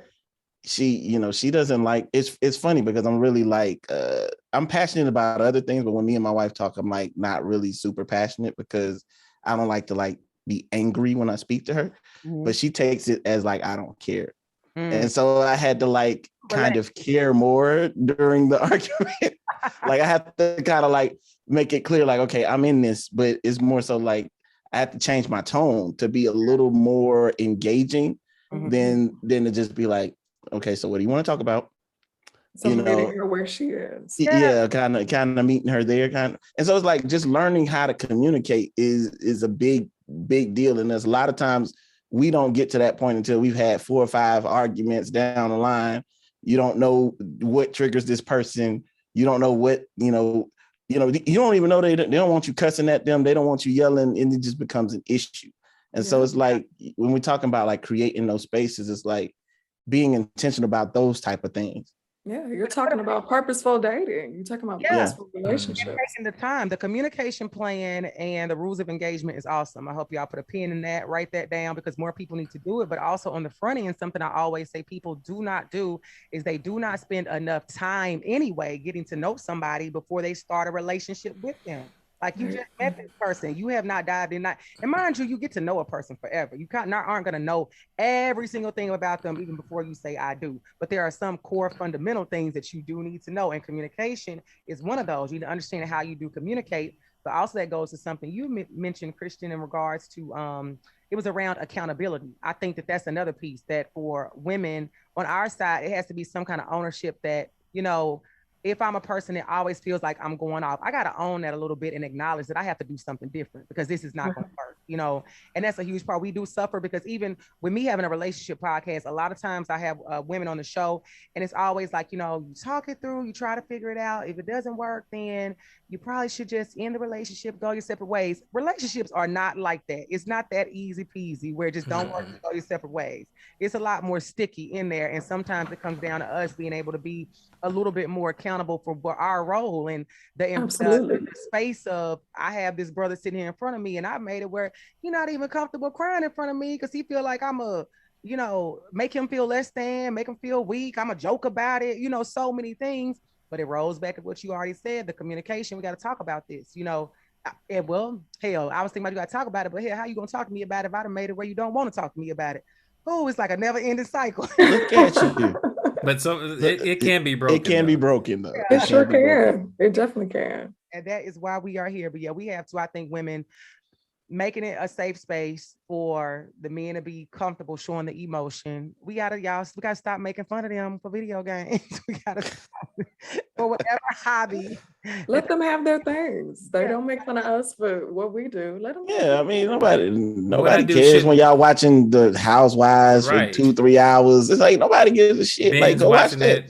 Enjoy that. Right. Enjoy it. Don't talk to me if you don't want to. You know, your time comes. Okay, that's fine. Wine nights, mimosas, and all of that. Oh, have fun. By all means, man, I rush my wife out the door. I'll be like, hey, you ain't talk to so-and-so, y'all ain't brunching. Go do some of that. Right. You know what I'm saying? What I do does not have to serve you. Yeah. You know what I mean? Exactly. And that's the thing. So there are. No, go ahead, Mikell. No, I was just going to comment. I don't hear nothing when I'm doing yard work. I enjoy it. Leave you in peace. Just leaves me in peace, but it serves her. You know what I mean? Yeah. Like, it's like it ain't like you've been at that yard all day long. Right. I don't hear nothing. Can't believe you've been out here for 12 hours. Right. I got food waiting for me, Gatorade. Yes, we have to do better, but that leads me to say this. So there are so many, y'all know, we talk about the empowerment groups. We have these women's brunches. We have the Facebook groups. We have adult sleepovers. We have mentoring programs. We have Girl Scouts. Do they still have Girl Scouts? They do. Okay. They do. Yeah. But we have so many things for women, like every day, all day, online, in person, for us to get together and support and lean on one another. So I want to ask, why don't men have as many of these support systems in place like we do? I want to say we kind of answered it in the beginning. You know, nurturing and camaraderie and just that openness and communication comes a little bit easier and more natural for women. But I will say, just in defense of this question, I am happy to see that I'm seeing that narrative is shifting. I am saying. What are you seeing? Because I'm not seeing it. I'm seeing it, and maybe it's because I'm connected to so many clinicians. But I was about to say because you're in the middle. That's probably why I see it. But I am seeing more men's brunches. I am seeing, you know, even merchandise. It's like Heal Bro. I am seeing like even some clinicians that I'm connected to, they have various conferences that are upcoming. I've seen like even spiritual communities are doing more to try to get men rallied in and have a safe space to be heard and seen. So I'm seeing it a lot more on my end, but I do still see definitely the balance is not equal between men and women, where this And is that's what just not. blows my mind is that, you're right. Some of the things you've seen, I have, but I just feel like at the rate, like I've had women's Yeah, empowerment. we ain't gonna be at the rate. We're not No. gonna catch up to y'all anytime soon. Like my graduate chapter, my fraternity, we do a retreat, Mhm. and mental health is definitely on one of the days. But it's just the concept of a man stopping whatever he's doing to go be uncomfortable for 3 days Mm, is just not appealing. So it has to be. And Sam and I talked about it, but it was born for me. It was born out of doing women's conferences. okay. Like I would end up being a speaker or presenter at a conference, and I'm looking around like I'm jealous. Y'all doing all kinds of shit. Like Yeah. why? And the only way when I processed through it, and this is what I was saying. Me and Sam talked about it. It was like it has to be under the guise of father and son type of event. Okay. Where it's like, oh, we gonna talk about becoming men and da, da, da. We have to structure it in a way where it doesn't look like you're about to be triggering, and opening up boxes and stuff. So it has to be something that the father's passing down. That's what I'm trying to do. But also, I think, Mikell, when I look at this, so for example, we have I have a group called the Fine Ass Aunties, and we just get together and we go to brunch, and I tell everybody what color to wear, So we Yes. go, Yeah, we hang out, and we do all this stuff. Mind you, we Love go. it. It's not for we really not there to healing or stuff like that. Like I told them like this because I have other things for like that kind of stuff. I'm like, y'all, we really here just to like turn up, like that's it. But and I bring people together that don't necessarily know each other. But at the end of it, like I'll be talking to another friend. She's like, yeah, me and Tiffany or so and so, we going to lunch. I'm like, y'all talk at the thing. So all kinds of connections are made in that. And then yeah, it ends up turning into where we after the brunch, you may end up sitting down, go somewhere else. And now we are over here talking about some trauma or something, mental health, something related. So I'm saying all that to say, you can have an event like where the intention is not to talk about healing, but it's just like a community support group and it turns to that. So that's what I think about why True. men oh don't maybe have it ain't gotta be a brunch, it could be a lunch or no. So I thought you meant on the grander scale. On a no, personal but scale, that too. But yeah. you touched on it. On the personal scale, we do. I have a circle of friends that I come up with, and we try to make sure that we stay in contact. Because if you don't, when you get rough, you kind of just go this way from. Yeah. But so Hmm. we purposefully had this thing called man lunch, which Okay. is, you know, most. Well, we were all married at one point. Well, Asa wasn't, so oh Lord, he might see this. Anyway, the point is, we were all, we came up together in these Atlanta streets Mhm. back in the '90s and stuff, and we just life is happening, Yeah. and we found that we had kind of just gotten dispersed. Like I had one friend almost lost his life Mhm. to uh, embolism, Mhm. and that just kind of shook us up. Like, oh shit, and I was like, man, we can't lose contact anymore. Right. And what I found is that meeting, that linking up, just kind of helps open the door to the conversations. Because when we get together, yeah, we laugh and joke and talk about old times and stuff, but then real life does manifest in the Mhm. conversation. Yeah. And I think that that's something that is missed more often than not. Like I feel like black men are isolated right now. Tell us Mhm. more about that. Why do you I yeah. mean, I think it's well, some places are not. We just don't have a safe space in this community that in the communities that we live in. Yeah.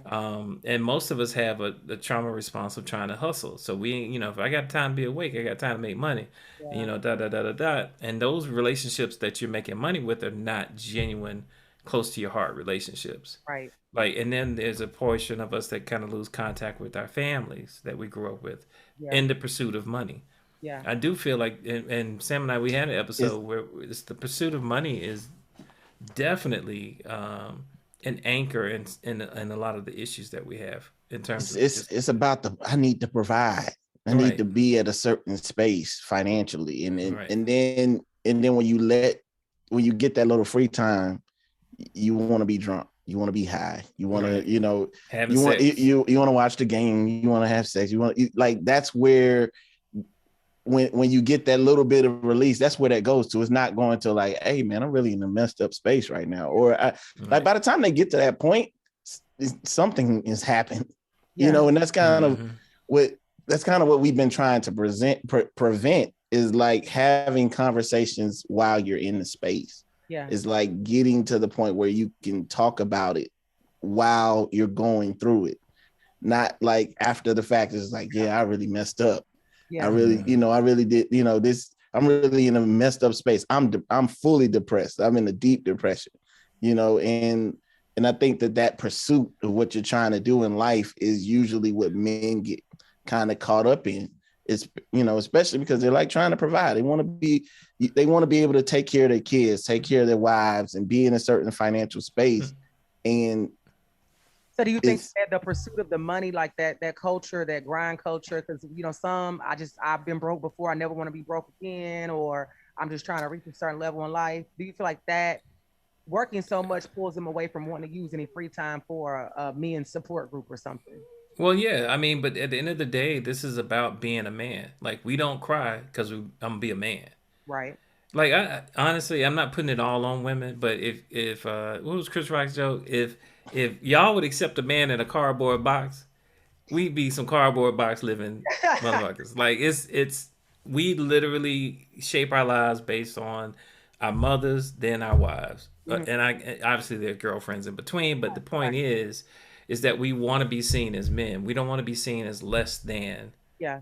to the women that we're interacting with. We want to make our mothers proud, and I want to make sure that my wife is proud to have me on her arm. Right. And the only way that I know how to do this is to be stoic and to be paid. Yeah. And anything else is really ancillary or superfluous. I don't even have to really worry about it. You talking crazy. If it don't make dollars, it don't make sense. That type of culture. Think about this. There's been this whole conversation about like high value man that's been going on, right? And it's like, what does that mean? What does that mean? It's all about money, right? It's all about how much money. It's like if a man makes over this, then he's considered a high value man. And so everybody's kind of, that's not my rationale. I feel like value is more than money. But at the same time, when you see a society that is driven, like locked in and driven by the money men make, it's like this. Another Chris Rock joke. You meet your woman talk about a man is what does he do? Men talk about women is what does she look like? Yeah. And that's kind of what it is. It's like it's a different way that men are viewed. And so it makes us, it is not sitting back, taking time to kind of deal with our mental space comes secondary. I've had to tell my homeboy, hey man, you going down a real bad space in your head space. You don't have time for yourself. You're not taking care of yourself. You can see it. You see people you ain't seen in 4 or 5 months, and you can tell that they haven't been taking care of themselves. Right. You know what I'm saying? And you can say what you want to say, but their pursuit of where they want to be kind of takes hold of them. Yeah. And self-care is not the priority. Not at all. And so that's kind of, we're trying to normalize that type of conversation. That, how do we normalize that? It should be the priority, because that's my whole thing. When I think about all the support that women have, that Kristen said earlier, we have had kind of since growing up. And now that we are in a space where pretty much with the power of social media, you can create and be whatever you want to be. So I think that, I want there to be more resources for men, but if they don't do it, Well, the challenge is teaching men that good attributes does not mean good character. They're not the same. Okay. So the attributes would be, he's a good earner. He's a quote unquote high value man, but is he a good partner? Is he a good husband? Could he be a good, is he a good father? Does he have values? And so that extend beyond, things that are considered attributes. Yeah. And once I'm able to redirect that person's thinking, the man's thinking, I asked, if you were your idealistic man, what would he be like? And don't talk about money. I make that the caveat. And when that happens, the conversation, the whole session changes direction. Because at that point, we're looking at maturing the other aspects of his personality that just really have been ignored. Yeah. by society, by his upbringing, by everybody, even himself. So that's what has to happen. And I think honestly, that's kind of the challenge that I have for sisters out there is that once you get past what he does, how does he make you feel? Does he make you feel important? Or Mm. does he make earning his important? Because that's a narcissistic path. Like if Yeah. you know, everybody has narcissism. Let me just clearly state that. Yeah. We all, otherwise we wouldn't It's even be working. narcissistic traits. It's Mhm. narcissistic traits. So that's what makes us get up. That's what makes us, puff our chest a little bit. You gotta have it. Yeah. But some people, the volume switch is turned up a lot louder than others, Yeah. and that's maladaptive, and that ends up being destructive relationships, codependency. You're at fault for everything, Yeah. no matter what happens. He could have cheated on you. Well, if you gave me head, Yeah. I wouldn't have cheated on you, Yeah. right? Right. Hmm. But that paper chase mindset that fuels narcissism along with social media. But so be mindful of trying to change the direction of a conversation Mm. with the guy that's not so much about what he does versus who he is. And most men don't know who they are.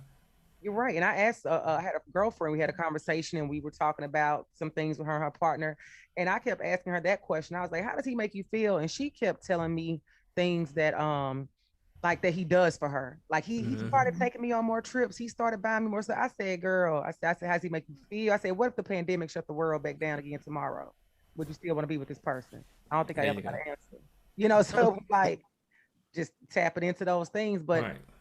so is it basically saying at this point that it's just like it's gonna take some time for men support to get more for us to get more of it out there? I think it Right. has to become more important to men. And in what I'm seeing in the recent years with the pandemic forcing men to kind of sit with who they are, Yeah.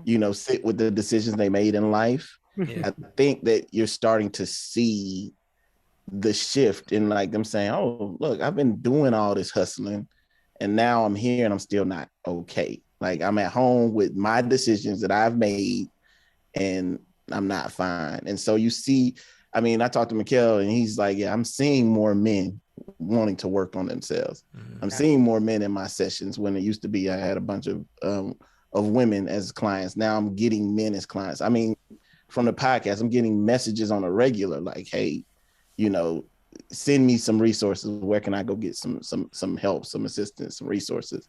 Right. And so there is a shift occurring, but I just feel as if you can try put those type of things together right now. I just don't see it moving the way it should.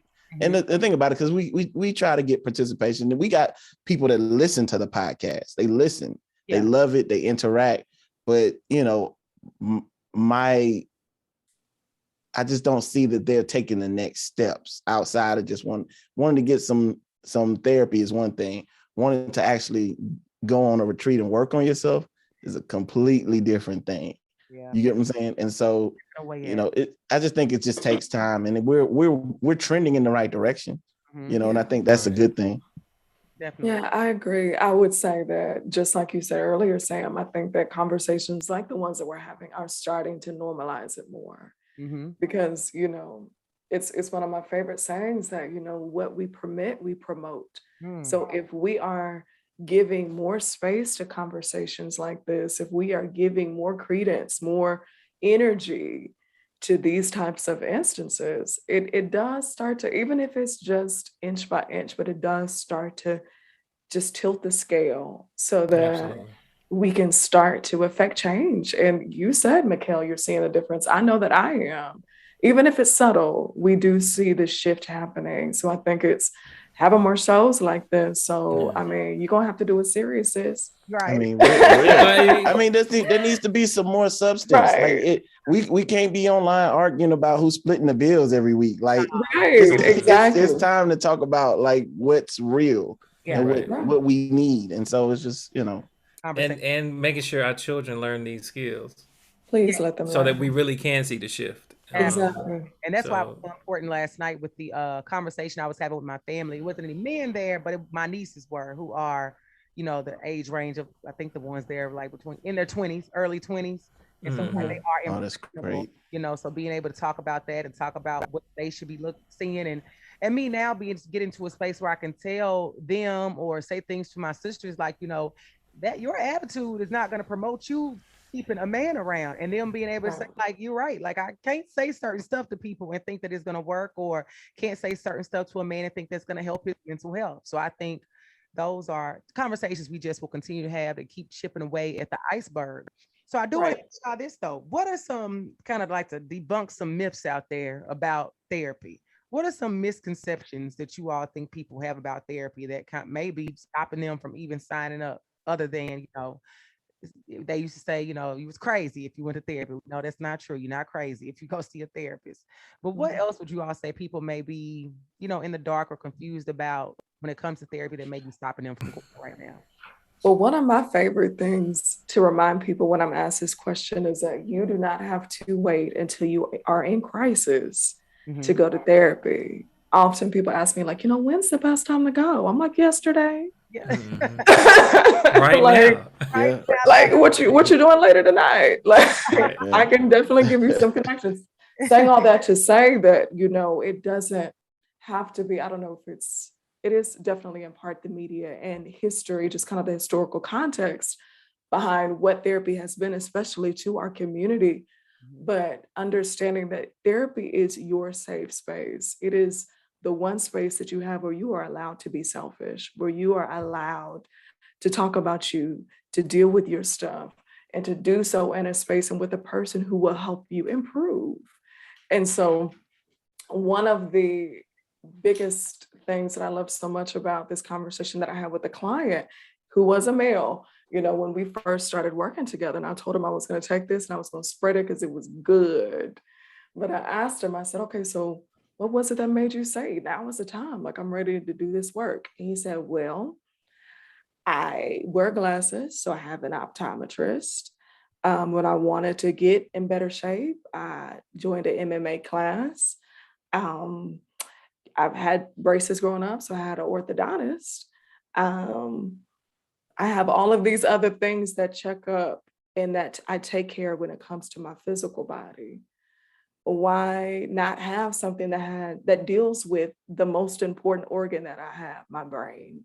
And so there are things that I feel that I can't really express. There are things that I'm working on that there's blockages. So it just told me like, I need some help with that. So, and I just thought that that was so golden. Yeah. Because it's true. It's true for all of us. Like we have so many things that deal with our outer man. What about your inner? Yeah, absolutely. I'll say the biggest myth is that we're all the same. Okay.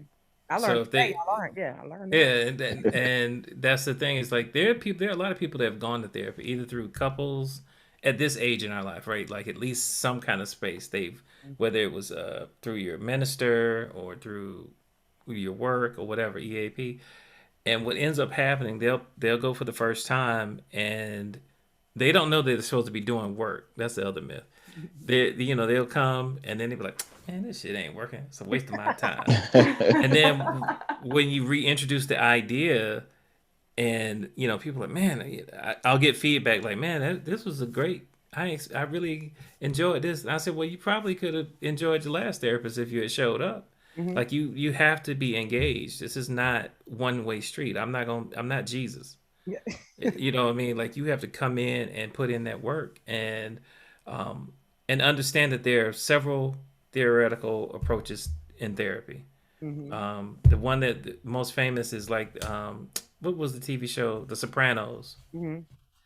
And she's what they would consider traditional, like sit back on the couch and they got the notebook and they're like writing notes and all this other stuff. That's more Freudian. Like that's going down a path of your unhealthy relationship with your mother.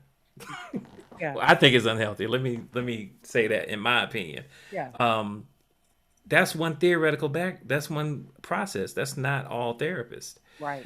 And so you got EBT, DBT, not EBT like the card, like but food stamps, CBT. You got all these. You have all these, approaches, and you got to find what works for you. Ask the therapist what their approach is, or have them explain what their approach is. And if it resonates with you, like if you say, I just want somebody to listen to me, if you told that to me, I'd be like, well, I might have a referral for you. Mhm. Because the way my brain and anxiety set up, I can't sit there and just listen to your problems. Like, we got to take some action. Yeah. So that. From my standpoint, being that I've been I've been to a couple different therapists, I will say, and I've talked to my homeboys about it. What I hear a lot is, I don't need nobody to tell me how to live my life. Mm. I don't need anybody to tell me, what I should do in particular situations. Therapy is not nobody telling you how to live your life. Sure. That is the biggest fucking myth, and I need that shit to die. Okay? Yes. Men, nobody's going to tell you what to do with your life. Yeah. Nobody's going to make any decisions for you. Nobody's going to, put you in one of those what are those straight jackets and take you off, unless you need that. But what I'm saying is, nobody's going to take control of your life. Right. If anything, therapy gives you more control over your life. Yeah. It does. It gives you clarity of what you want. It's really a selfish moment for yourself to really, really take a look at what you would like your life to look like, and working on that from a mental space. Yeah. And I just want men to know that I'm not saying, look, you can not go to therapy, your life be fine. Okay. I'm not saying that if you don't go, your life will suck. But at the same time, being able to take some time out and actually look at your life, an hour a month, an hour every other week, and actually say, okay, what is it I want? I'm looking at this. How am I living? How do I want to change this? Yeah. What's going on with me is you don't understand how. I don't like to say it's magical, because it's work being done, but like how much that can change your life. It is. It's like magic. I'll be real about that. Magically delicious. Yes. But you're right. I think I've learned so much about the different types of therapists, and I realized that I tell people sometimes finding a good therapist may be like finding a good partner. You might have to see a few people before you get to the one that you necessarily, match up with, that's going to be your person, because I've only had Absolutely. like 2 therapists, and they were okay, but I was like I always say at work, we could have went from good to great, so I was looking to take it to the next level, because I got to a place in my therapy where I just felt like my therapist started just agreeing with everything I was saying. I was like, is she sick of me? Because I feel like she's just I know. You know what? I'm glad you said that, because sometimes we got to fire y'all. Okay. Sometimes, no, seriously, like, Talk about it, Mikell. either well, I mean, so put it this way. If you're suffering from a personality disorder, if you're like schizophrenia, for example, which is not uncommon like people think it is, my experience is that you need to be medicated before you come to therapy. Okay. Like, you need to have a cocktail in place to manage the schizophrenia. If it's gotten to a place that we can identify is created an issue in your life and you need to get it under control, that imbalance needs to be put in check. Because I don't know who's showing up for the therapy session. Very true. Otherwise. Yeah. So I've had this happen. Like, I said, hey, this is your history, because I do a biopsychosocial, like looking at what's happening here. I won't be able to help you until you talk to a psychiatrist and potentially look at some of these medications out here on the market to help you kind of, as it would say, just centralize your thoughts. And I had to help them understand what the condition is potentially, because I don't like the label. Yeah. Because typically, sometimes you give your client like labels, and they're like, "Oh, I'm depressed." Then they're like, "Oh man, I'm depressed," and then they kind of sit in that, and it's like, nah, it's just life, yo. Like, it's we try not to awfulize it, but for certain things like that, we got to take it serious and say, because schizophrenia is nothing to play with. Not at all. At all. And you can have functional life and have schizophrenia, but you have to do certain things. Well, I'm not set up for that. Yeah. But I got a great referral source, and I can get you in front of somebody to help you with that. And I think that that's the other part, that people think, if I've had people tell me that they perceived being referred as that they're worse off Oh God. than any, and then sometimes they end up not doing nothing. So just understand that this process, once you enter the system, quote unquote, into the system, like you go through the process of seeking a therapist, Hmm. getting, filling out paperwork, we may have to tell you this would be the better process Yeah. for your treatment plan, is that we Mhm. start here. Like at the end of the day, our goal is to help you. Right. Right. Absolutely. And that's how I want to be seen. I Yeah. want to be seen as Absolutely. help. I don't want to be seen as hurt, because that's not what Yes. we do at all. Makes Yes. sense. And that might be, I was like, I know I'm right a lot of times, but girl, I can't be this right in this session. At this point, you just give me lip Right. service, try to get me out of here. So, and then I ended up, I think my last session, I might have like canceled. I was like, she never even follow up with me. Yeah, she fired me. I was like, Probably fired. Just like I've been fired.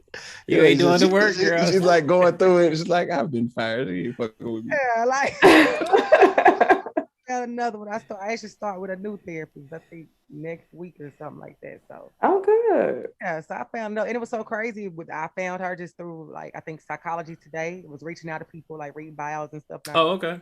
People came Yeah. back around, and it was crazy that this woman who I'm going to be working with now, she was one of the first people that reached out to me before I went with the therapist that fired me. So the universe brought her back around to me. So I said, look, Wow. Look at that.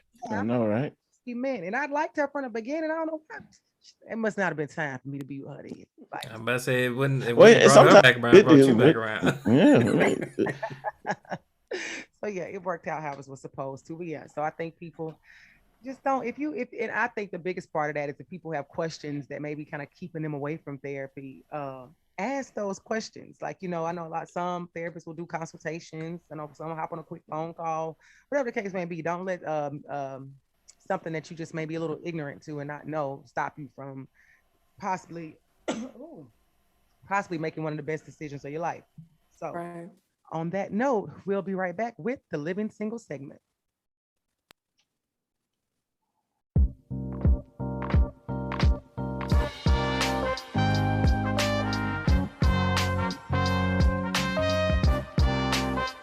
This now brings us to the Living Single segment of the podcast. It's simply a segment where we want to send you good vibes, good energy, and give good advice on any questions that you may have about being single, dating, or relationships. Remember, nothing is off limits. So, welcome to the Living Single segment of the show, and let's get into it.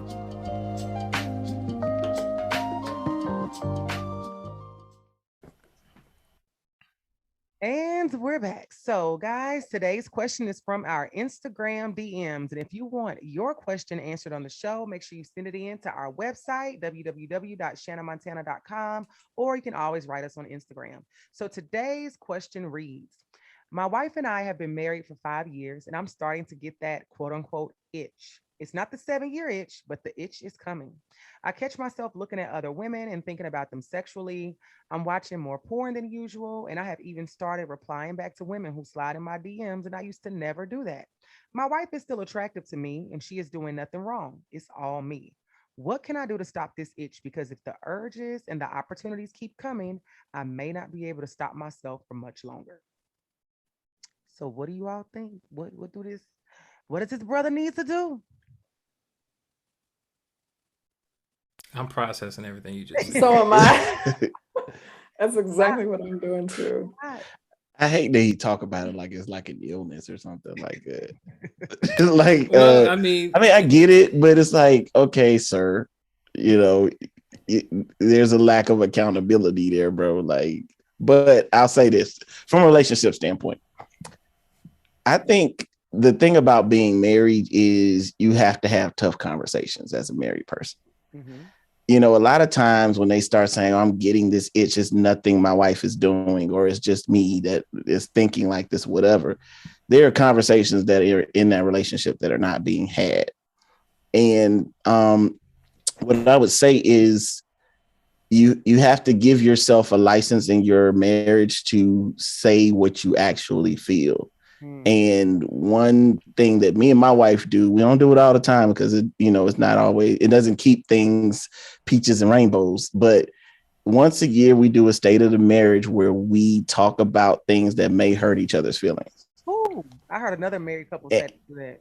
and the conversation is ugly. It's not fun. And so there's some good, you say you're good, but the bad is always gonna be what is remembered. And so Paul, it's just the shit y'all been holding in that you not necessarily things that we've been holding in, but it's like he's getting the itch. And so the way I feel is like he's kind of, you don't just wake up and decide you want to look at other women and wake up and decide, there's more porn that you want to watch. There's something going on that's making you want to do that. And I think that, having an honest conversation, I think a lot of times men think that women can't handle these type of conversations. But what I've learned is that women respect you more and love you more when you're honest with them about where you're at. And you have to understand that it's you two against whatever this issue is you're having, and y'all can kind of work through it in that way, and I think that that's what you should do. Like, bring it to the table, say, hey, look, this is not going to be a fun conversation. It's not something that this is not a conversation we want to have every week, but I'm feeling this way. I may not know why I'm feeling it, but my assumption is there's more to it than, hey, I just woke up and I just want to see other women, Yeah. I was gonna say I have a hard time associating the porn with him being willing to go into someone else's bed. Like those they're mutually exclusive. They're not connected at all. Not in my humble opinion, because number one, he's not cheating with women in porn. Yeah. You know what I mean? Like that's his own side thing now. And he's married, not blind. So you're always gonna see beautiful women. Yeah. So what is it, like Sam said, that's going on in the relationship that now, number one, he has a label for it. It's almost like he's kind of anticipating it, expecting it. Thank you. Type of deal. And that could be something that he's experienced through observing his friends, their relationships, talking to other married men. That's what I was about to say. Like, there's a study that went around that said if you're in a circle of friends, if somebody gets divorced, it increases the chance of divorce, and all the other couples too. Yeah. It could be anything that's kind of driving that in his mind, because one of the things that I tell couples is that every morning when you wake up next to your spouse, you have to decide that you're married that day. You got to do it more than just the day you actually got married. Ooh. Because your behavior has to be set. It's just like any other affirmation. And well, I mean, that's real. It's real because it stood out to me because I know before I got serious about relationships, I would kind of like be in a relationship, but kind of still playing on the side. And then once I got to like who I was supposed to be with, I see what you're saying. Cause it's like every day there may be something that happens where I have to tell somebody like I am in a relationship and I got to stand on that. So it does make sense that you like, it is an affirmation. Okay, I'm married today. Act like it, go forward as such. And people don't always do that because I mean, we see. Right. So the only thing I tell you now, Kristen, I want you to speak, of course, but I think Sam is right. Like, he's telling us what he's doing, but he's not telling us what he's not doing. What we perceive, obviously, he's not talking to his wife. If he's bored and he needs to spice it up, I always tell people this, and I may offend somebody. If you tell me that you're bored in your relationship, I flat out tell you, well, then you're boring. Tell the man what he's won. Ding, ding, ding, ding, ding. Call my friend because her now ex-husband told her that she was boring. Yeah, he's boring. He's boring too. He's boring too. It's him. And she ain't boring. It was him. So, so Yeah. Yeah, I absolutely piggyback on everything that both of you said. Definitely what was coming up for me, I think both of our therapist wheels were spinning, Mikell. It was like, that's why we're like, we need time. Because we heard the word porn, we heard like lack of communication. Right. We're like sliding in DMs. Right. We're like, like people ain't been in the DMs before 5 years. Yeah, he been not acting married. I'm now responding. Why they still Right. Because what you permit, you promote. So they've been allowed to slide in them DMs.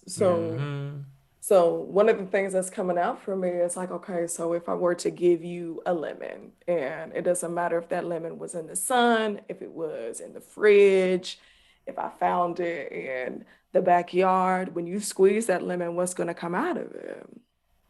Lemon juice. So this situation, we're now under pressure. We're seeing what has always been there. Mm-hmm. So whatever this work is, it's his work. Mhm. It's not external as far as something that his Wife is not saying doing. that she's doing or not doing. The root of that work is within himself. Mm-hmm. And so I do believe that some healing can come from conversations, but even before, again, it take place externally outside of him with wife. He needs to sit with himself. What's Yeah. going on with me? What am Mhm. I promoting? What am I allowing? What am I enabling? What about, again, the stories, the friends that I'm hanging around, watching more porn, all The of these things? environments you creating. Yeah. Exactly. Big on environments that's facilitating or even producing more of this fruit juice that is now coming out of Yeah, me. I want to add something to that.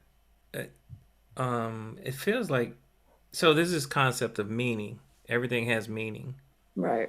Um, it's not so much that he's looking at other women, fantasizing about it. What does that fantasy mean? Like, what is it fulfilling about his ego, about who he is, or who he feels that he's not, that he's trying to, you know, fill that space with. Because Yeah. at the end of the day, if a man is saying I want to cheat on my wife, he doesn't have to write into the show to do it. Right. Right. Like there's something that is motivating him internally that has a meaning about him stepping out. Like I can't put my finger on it because I don't have enough information, but Mm-hmm. it's just understand that when men cheat, it's just not about immaturity. Yeah. There's something else going on that he's trying to supplement Hmm. that has to do with when he was younger. Like that's one thing I will have a clear understanding is that what happens to us as adults is directly rooted to what happened to us as children. Yeah. Hmm. Because we were able to survive whatever happened, and Yeah. we're creatures of habit. We're gonna do what makes us survive. Right. Right. So I just need more information, but I would imagine that there's some motivation in there, maybe an unhealthy relationship with sex, and he's trying to explore as much sex as possible to find the healthy one. I don't know, but I'm just rolling dice at this point. But if we need to go to therapy, what we gotta do? What's his takeaway right now? He gotta. He needs to sit down in front of a therapist to figure Yeah. that out because it's not his wife, it's him. He asked her to marry him, This is true. more than Mhm. likely. All I right, hope. I hope. Yeah, I mean, Right? Yeah, you saw we I had to talking disclaimer that thing. Yeah. These days you never know. Yeah, you You never know. you never Boy. know. There's But a whole TV show about it now. Women I, proposing. Are you bruh, serious? Yeah, ain't that it's crazy? on. It's cringeworthy as fuck. Oh But no. yeah, Name of it. What's the name of it? I gotta watch. I don't know. I was just looking at it last night too. Find it. You know, I like Yeah. relationship kind of stuff. I like to watch. Mm-hmm. You like the cringe stuff. Nah, that show was cringeworthy, and they get married the same day that they asked the Oh, I think man it's to on. No, marry. it's on OWN Network because Yeah, yeah, I watch Love and Marriage Huntsville, and I saw that preview. yeah. What is that? Okay, I'm gonna watch it. I'm gonna watch it today. Oh no. God. I'm gonna let y'all have that one. Yeah, all of it. It's yours. I just Everything. I'm gonna watch it. I definitely don't condone it. I know it's gonna be some foolishness. So It's definitely foolish. be careful with your consumption. Yeah. That's all I'm gonna Right. tell you. That's all I'm gonna tell you. But yeah, hopefully the man don't cheat on your wife, man. Damn it.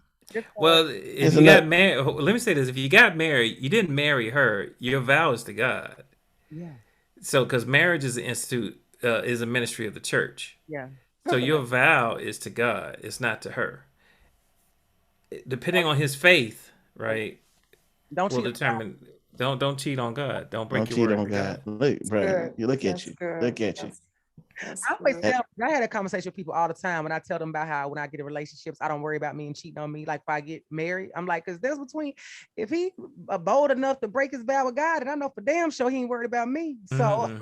like, that's between y'all. Y'all figure that out. So Right. I'm just gonna show up and do my part. But on that note, good sir, go to therapy. Don't cheat on your wife, and let us know what happens. Right back in. We'd love to do a follow up. Yeah, Yep. Yes. do a good little follow up. So on that note, we will be right back with the resolution.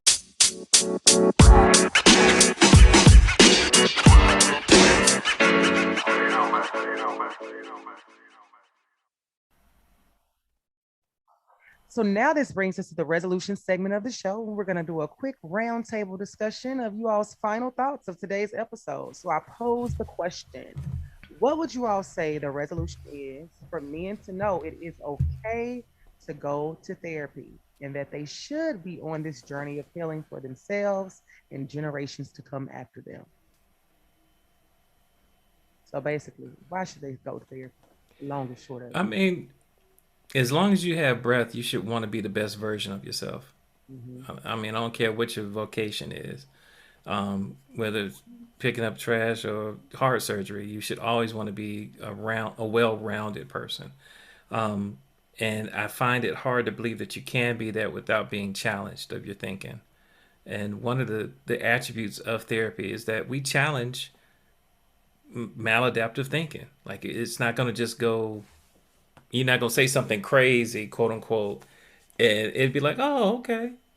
No, I'm more than likely going to take the goal because you do goals in my therapy. I'm going to take the goal that you've given me and say, well, how does what you're doing or how does what you're thinking go in line with your goal that you said you wanted to achieve? Were you not being honest about it? Mm. And then challenge them with it. And I think that's what helps development. You have to cause a little bit of stress to have growth. Yeah. And so that's my spill on it. And for men, we understand that we like being in the gym. We like being strong. And so if I can challenge your mind and make you stronger, come see me. Absolutely. What states are you licensed in? So I only practice in Georgia. In Georgia? Okay. Yeah. I was about to send somebody to you. I ain't doing it. So, Christian, what would you say? Some of the things that come to my mind, especially when you mentioned the generational piece, I think about how we often talk about trauma and triggers and how it is generational. Like so many of the things that we're dealing with now are, because of things that were passed down, even from, chattel slavery, whether it's colorism or whether it's, ideologies around men and the house. So we hear so many different mindsets about the negativities that can happen because of trauma and the way that it can be passed down through our generation. And what we need to understand that our brain's number one job is to protect us. And if we created these stories, or if we put on these behaviors that didn't serve us, imagine what can happen for us as a people if we develop new habits, new practices, new stories that do. Yeah. And so understanding that when you're healing yourself, you're healing generations to come. Yeah. And understanding also that self-care in self-love can definitely happen through therapy because of being challenged, because of getting to know yourself better. And as you get to know yourself better, it really, one of my favorite quotes is by Marianne Williamson. She says, as we shine our light, we unconsciously give other people permission to do the same. So really going back to that promotion idea that as I normalize these behaviors, there's something that's transferring and transforming the environment around me. So just understanding that this is even so much bigger than just me. There's so many other people that are impacted by this work that I'm doing through healing and through therapy. I love it. So much work that you're doing through healing and therapy. And last but not least, Sam, what would you say? From my standpoint, it's all about self-care, like taking care of yourself. And, as men, sometimes we wear a lot of hats. We wear the dad, we wear the brother, we wear the husband, the boyfriend, whatever you want to wear. And it's just like constantly in go mode. We wear the pressure of the protection, the pressure of the providing. And then you sit and you talk to a man and you ask him, when's the last time you did something for you? When's the last time you woke up and took care of yourself the way you wanted to be cared for? And they don't have an answer. And I think that that's what it needs to come around to. It's like dedicating some time to yourself. because you being the best version of yourself will make you the better father, the better brother, the better husband, the better boyfriend, the best, the best worker, whatever it may be. You will be better at that by giving yourself that time. Somebody who's been stressed and stretched in different directions. I do a lot of things. It wasn't until I sat in front of my boy Frank, who was my therapist, and he sat me down and just like, yo, you a lot to a lot of people, but what are you to yourself? Yes. And that's what you have to get to, is like, okay, so what are you going to be for yourself? And that's kind of what you need to be thinking about, and it needs to be on the forefront of who you are and the decisions that you make. So therapy, in my opinion, is better than going to the gym, because you're talking about your mind leading everything else. That's it. I love it. Yeah. I love but the way you broke that down. Were you going to add something else, Mikell? I'm sorry. Go ahead. No, I was gonna say he made me think about when both him and Kristen had said selfish, and I was gonna say, actually, because selfish tends to have a negative connotation. My word is self-interest. Okay. Self-care is based in self-interest. Like, you're never gonna go against your interest. That's kind of like your brain is like It's wired. Is wired. And so when you frame it in a way that's self-interest, then now they have a narrative that they can share with their friends and family when they separate out to go do these things. Because my wife may think it's selfish that I play video games for a couple of hours. Well, no, it's self-interest, boo. Yeah. I needed to holler at my boy over there in Mississippi. Yeah. And we were online at the same time, and he was going through, like, I've been able to connect with people and have real relationships via this thing that you hate. That's redeeming for me. Yeah. And so how can you hate it? So I think that putting in the framework of self-interest, it takes the toxin out of the word selfish. It just, so that's what I would only add to that. It's like, the reframing. I like that. I like that reframe. And sometimes because you're absolutely right, Mikell, it can't hold that negative connotation. It can even, strike up some guilt. The last thing that we want people to feel is bad. Yeah, that guilt and shame. That. And so the last thing we want people to do is feel bad about prioritizing themselves. So similar to you, something that I'll do to reframe it as well is call it self-full.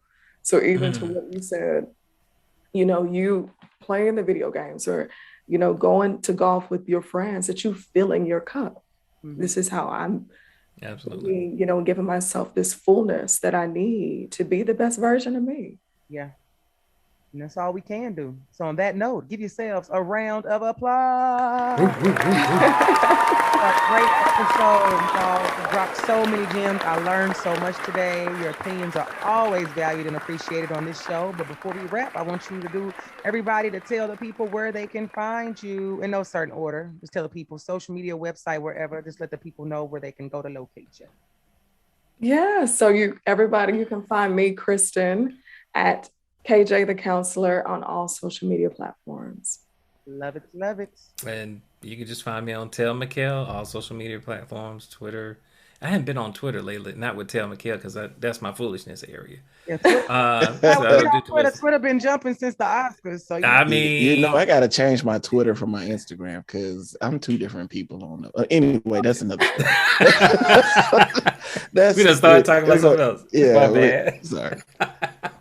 I'm Call Me Dupe on social media, and follow the You Good Bruh podcast. That's You Good Bruh on Instagram, Facebook, and YouGoodBruhPodcast.com. Awesome. You all know where to find them. Y'all always know where to find me. So thank you all again. This was an awesome episode. And on that note, I will be right back with the Montana Minute.